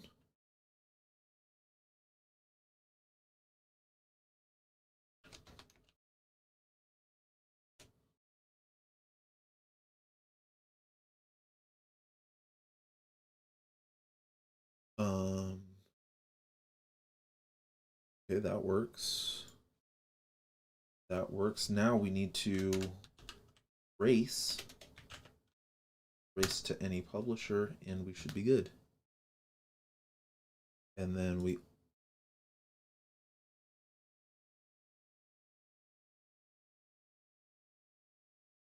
recovery suggestion. We do error dot error description. Oh, stupid. Hello, there's an error right there for you to use. Why wouldn't you just use it? Duh.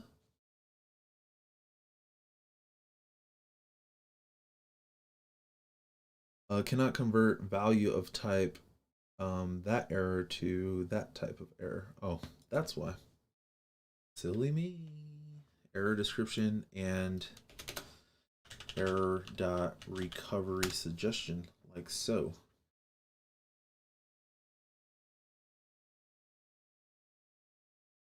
Now,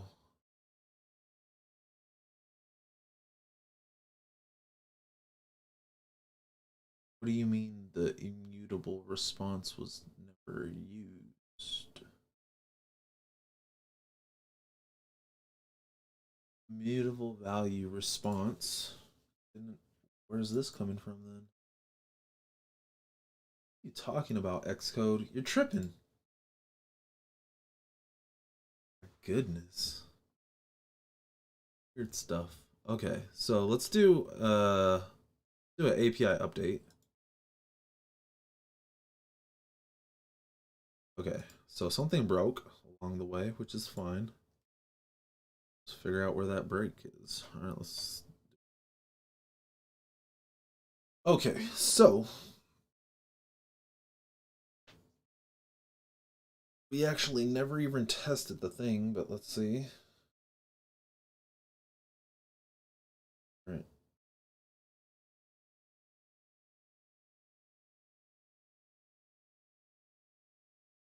Within parent counter. What?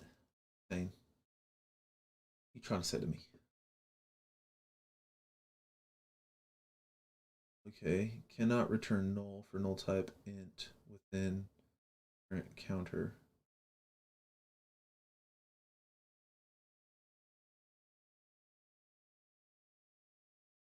Oh, do I still have bad stuff going?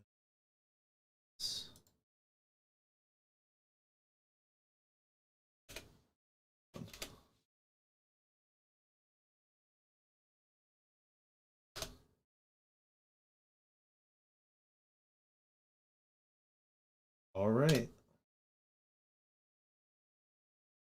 see. Let's try this again.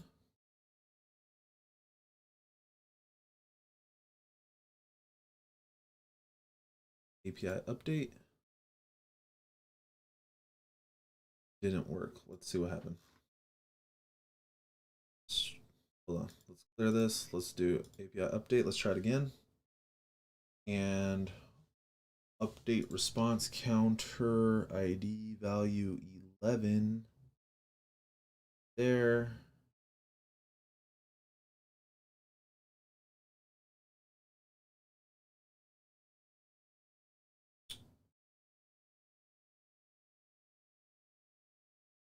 Response.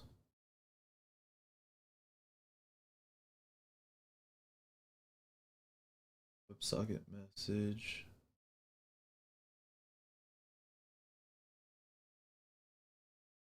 Not return null.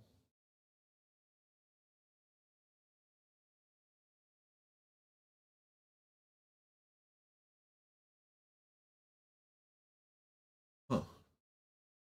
So go ahead and print the response here. So print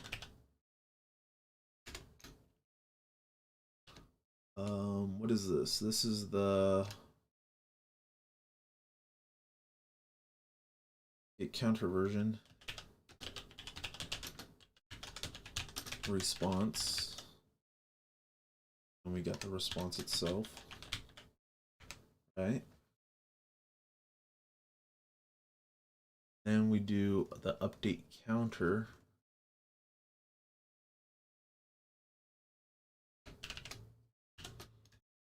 And we'll do update counter response.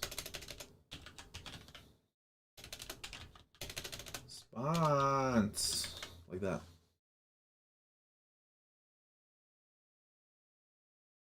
I think this would work. API update.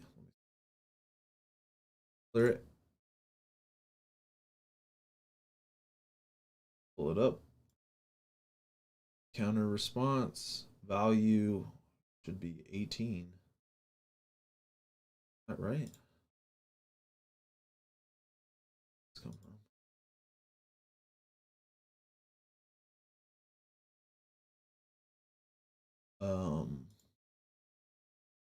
So it should be like 18 or 19 now. 19.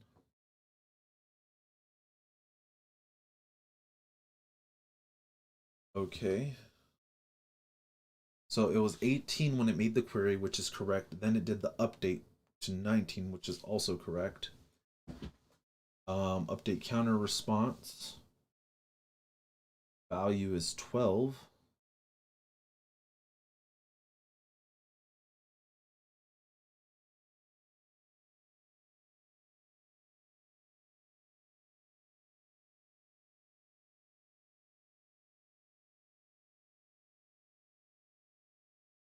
The value is 12, but it never gets updated. Okay. Discord, you're being kind of weird right now. Sudden. Okay, so what happens if we do this? 12.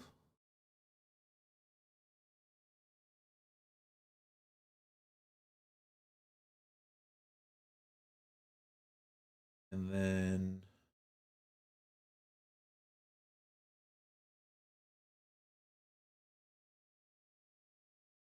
I feel like we're not getting the data store updates anymore.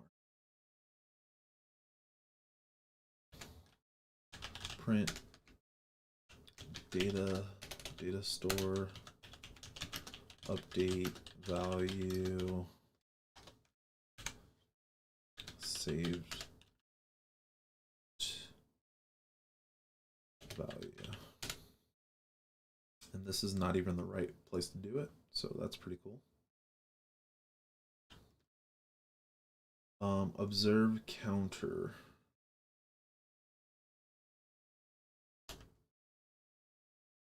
Event dot event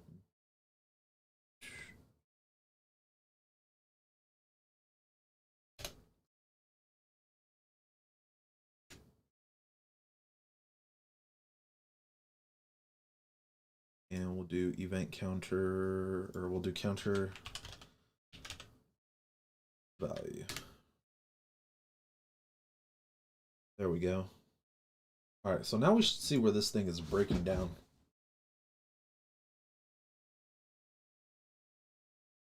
Okay, Have you read Jordan Morgan's book? Would you recommend it? Without trying to sound rude, I don't even know who that is. Jordan Moore, I don't know who that is.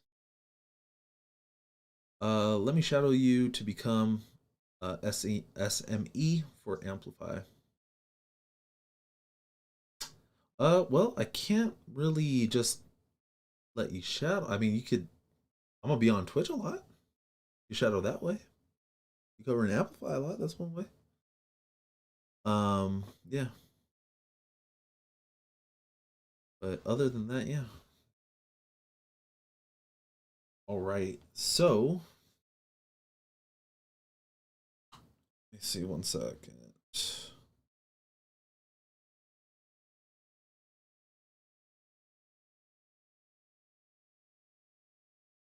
All right. So, let's find out where this is breaking down.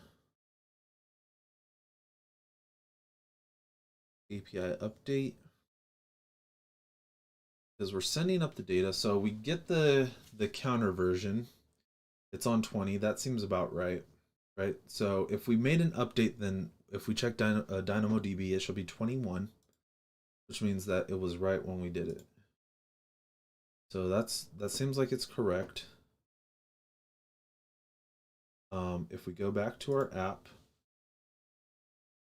update counter response. Okay, we get the response back. The value is 13. Right? Okay. However, we never made it.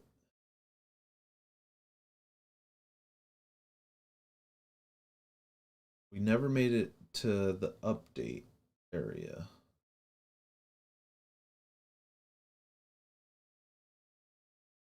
So I'll use 13. We're still stuck on 12.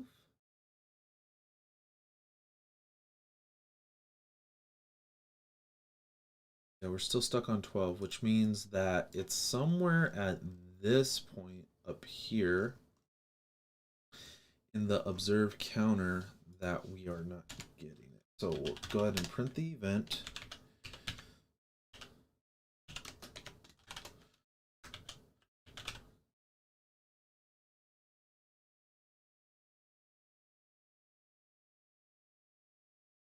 All right, so we get the mutation here.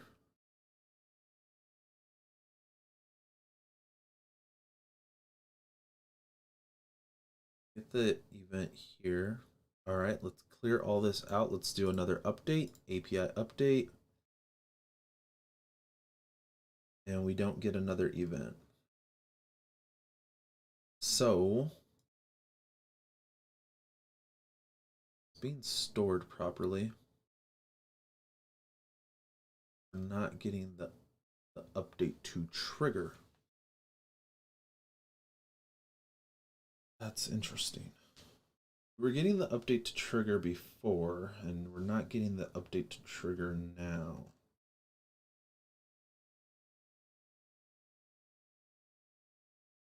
If I take out this bottom half,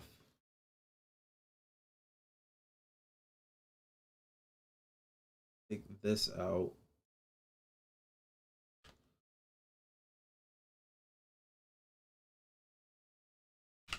do this, and I paste it back up here, some stuff will undoubtedly break, right? Of course.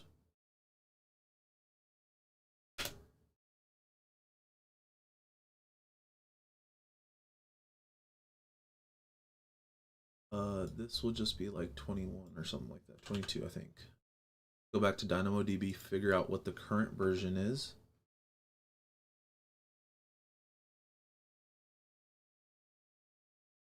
Go to DynamoDB, we do a refresh. We're gonna manually enter in a 22.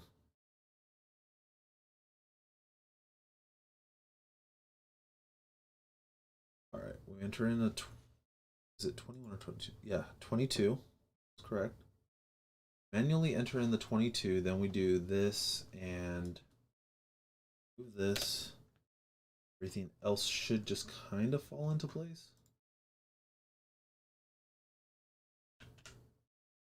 There we go. So this is essentially the code that we had before we tried to get the version dynamically. All right, so if we run this, I believe this was working. So then when we do the update, you see that the number's 14, right? 14 like it was here. We'll do a refresh just to make sure everything's, up to date. See?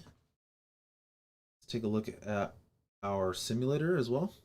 We do API update and we're not getting anything. So this was working before, I'm pretty sure, but now it's not working.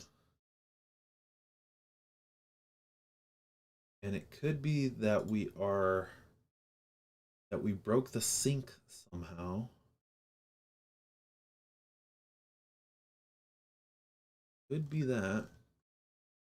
So what I want to do is I also want to modify this one right here. Just do print saved counter.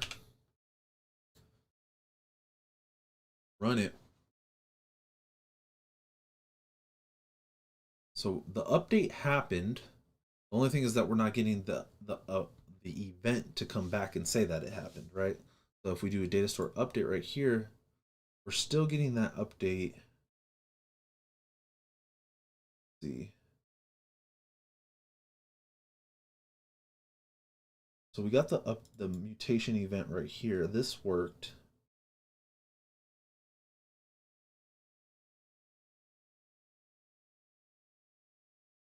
So that worked. I'm going to also go back to DynamoDB. Let's refresh. Should be 24. I hit twice, something like that. 16. All right, 16. That's looking correct. Now, if we go to Studio, we go up to our content, go ahead and do, we have the freshest. So now when I do 17, right, I save counter, should 17 right there. DynamoDB should still be out of date because we haven't refreshed the page. It should go up to 25 and 17. 25 and 17, that's looking correct. So that's working there. So it really comes down to our mutation. There's something wrong with our mutation.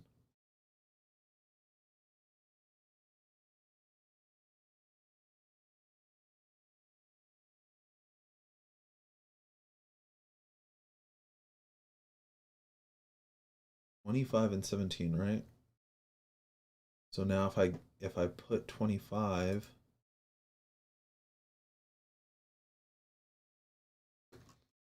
let me double check. I might have done the test wrong because remember we have to update that one number every time when we're doing it manually. So now we're at this 25 number.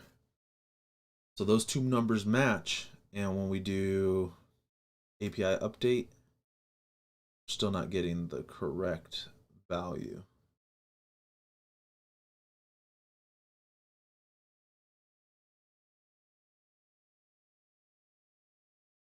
Okay, let's see. Should have. Let's see if we can figure out exactly what happened right when it happened. Update counter response.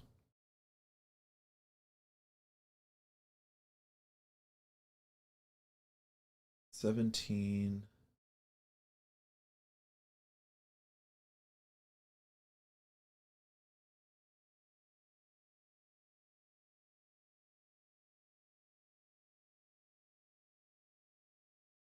Data store update value.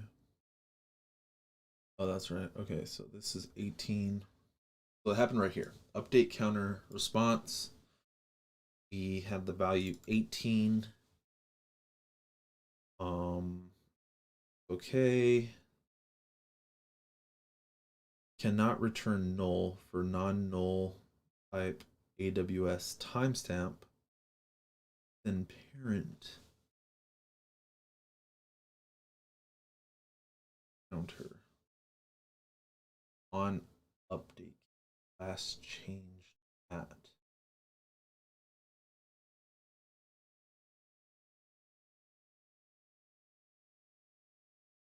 I wonder if it's because we're missing the last changed at value. Could have broken something. That's definitely possible, but huh. All right, so I think we have AWS timestamp, right? Might have to import something else. Let's see, import Amplify or AWS something.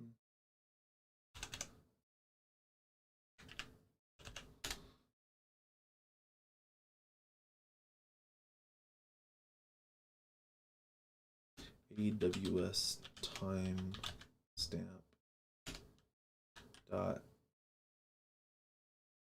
now init.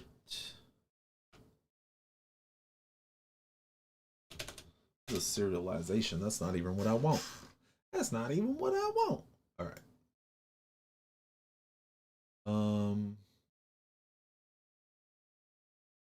Take a look at our Amplify models because they have dates and then temporal date time. Okay.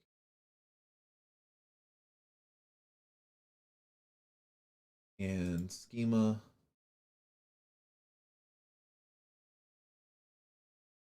All right, so let's go ahead and go back over to this update counter thing. Let's do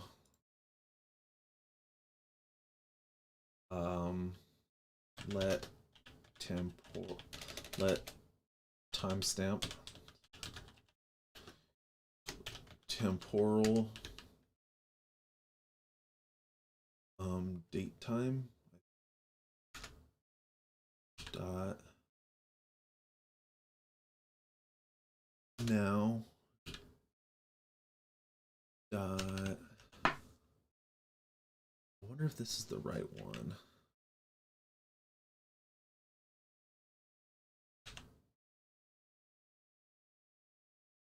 I think it would be this. All right, so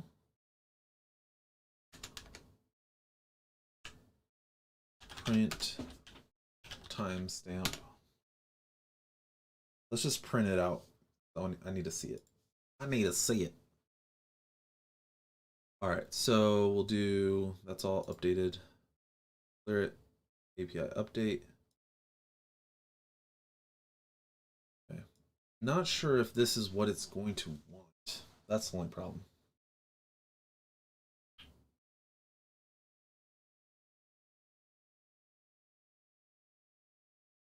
I don't want to figure it out though. The Dynamo. Where's our app sync? Query.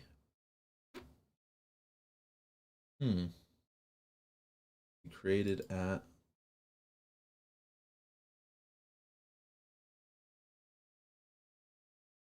What happens if I do this?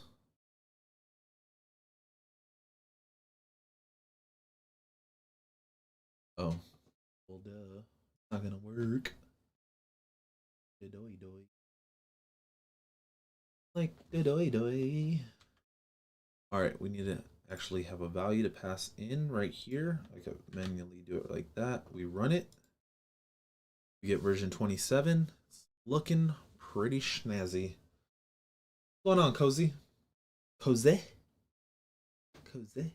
All right. Do last changed at. Run it again. This is a number. Get that number. Hmm.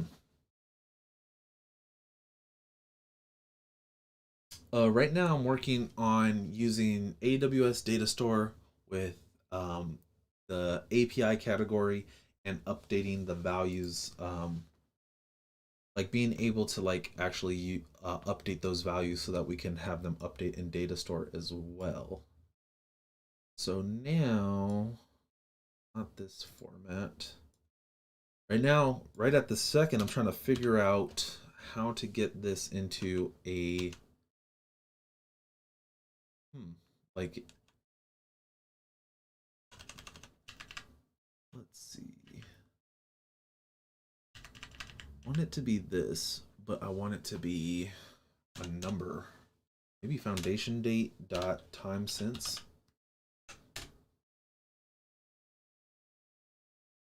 And if we run that, we can check how close it is. Check how close it is to the number. So we do API update, it prints out big number like this. All right. So let's go ahead and, because the other one doesn't have any decimals at all. Looks like it's 10 numbers long. So 3, 3, 3, 10. So that's 10 plus another 6 numbers after that. So 16 numbers in length. Let's see what it's showing us back here. So 3, 3, 3, and then this. So we need to do it times 1,000 and then send up that value. Let's see what happens if we do that. So this is a number times 1,000. And then what happens if we int dot round? Do we have round? Floor. How did we do this in freaking Swift?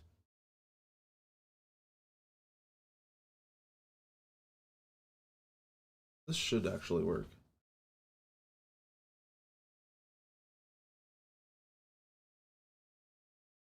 Did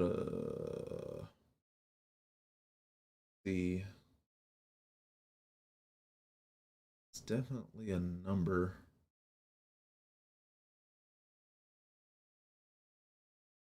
Is it an integer? Let's see what happens if we try to send it up like this.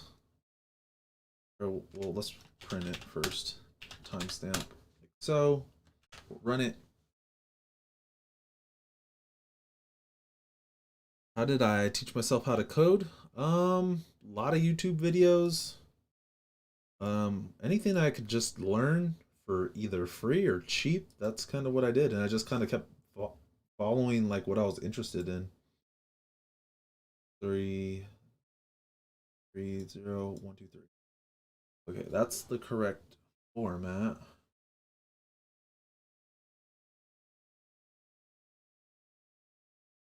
Now let's go ahead and put it in.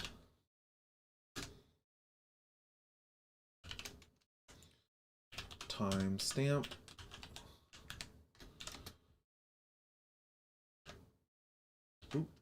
Timestamp like that. And if we do timestamp,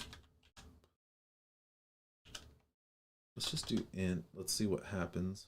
Maybe it'll blow up, maybe it won't.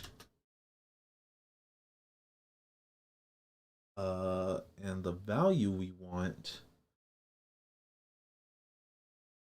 is going to be the up last changed at, right?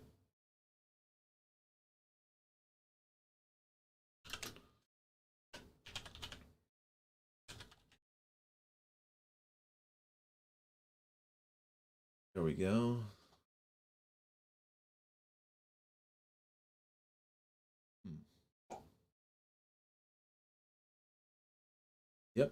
Let's see what happens.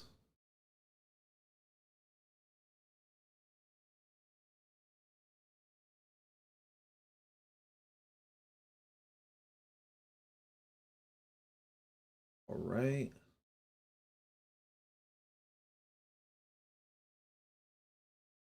Let's see. Check field value.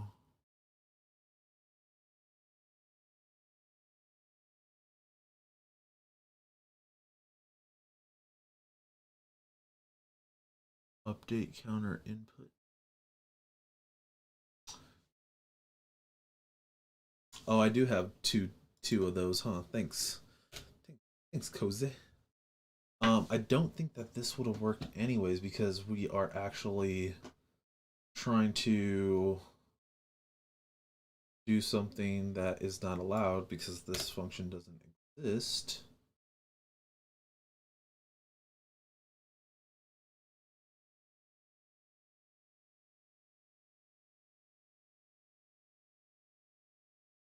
This again. Errors. Timestamp. Okay. Unused. It's unused. Me. What? Just let it ride. Alright, so let's try this again. Not really sure why it's not updating.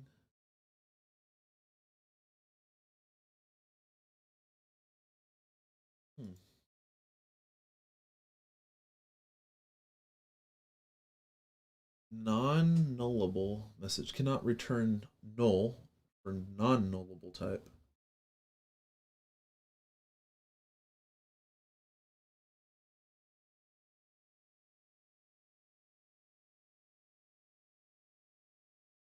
Cannot return null for non-nullable type.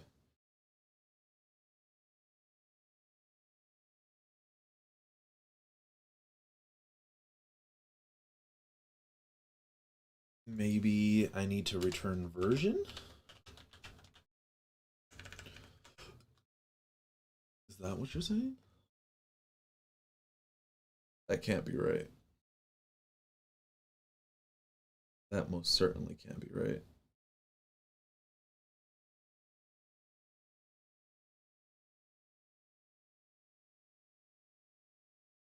Return null for non-nullable type. But for which field?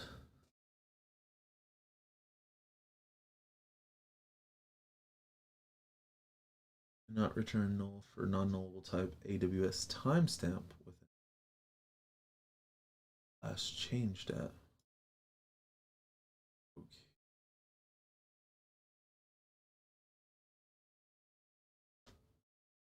Who told you to do all that? Who told you to do all of that? Let's see. So then.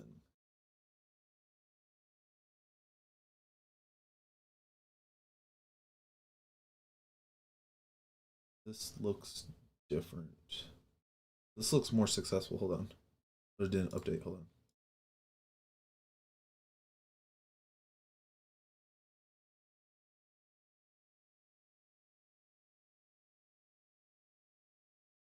Okay, so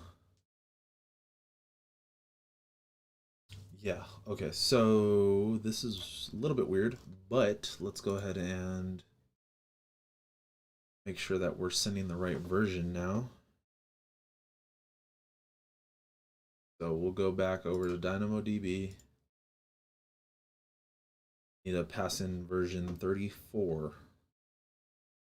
And theoretically, we would get everything back. So now, let's go ahead and clear this. We pass in 34, we do it, and we get 19. Boom! Okay. All right, so, geez, that's tough. Okay.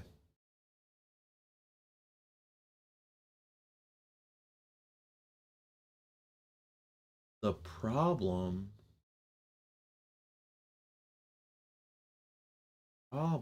was with the decoding.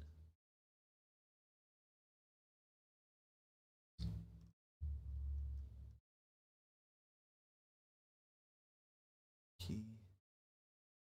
Interesting. So the coding, where's the decoding logic though?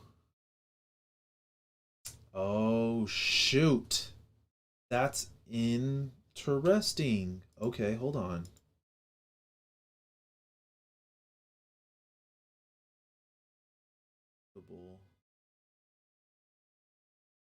I bet you they're decoding.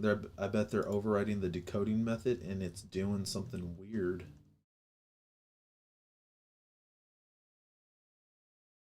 Hmm. Okay. Okay. I think I understand now. All right, something weird was happening. Essentially, so that in case you get lost too, where is it?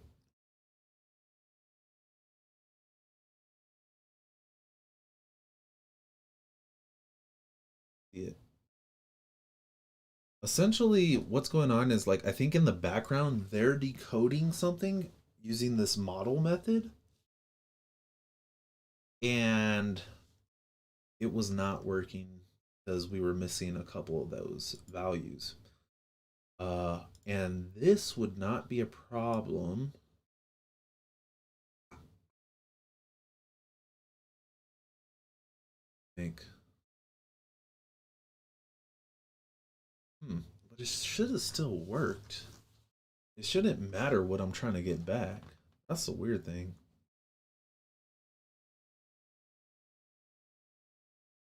Yeah, we have to look into that. Okay, so now that that's working, now that this is working, should be able to comment it out, go back to this logic over here where we're dynamically looking up the value of the version and then we're updating. Hi Kilo, trying to design an app to send pics from iOS device to macOS for processing. Any suggestions on how to start? Thanks. Um, hmm.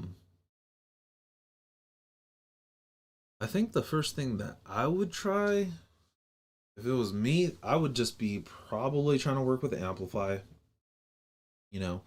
Um, and I would probably just try to set up storage, upload the image to storage, and then I'd be able to download that image on storage. And then you could theoretically do the processing, whatever your program does, and then send it back up to storage, and then it would be done on um it would be updated next time you open the app or whatever. That's probably the way that I would do it, but I mean, I'm obviously Amplify biased, and that's like my comfort zone. So, what I would try. Okay, cool. Look at that, it's updating properly. Cool. All right, so we got it all updated. It took forever. This is like a really long stream. I thought it was gonna be like an hour long. This took like a while.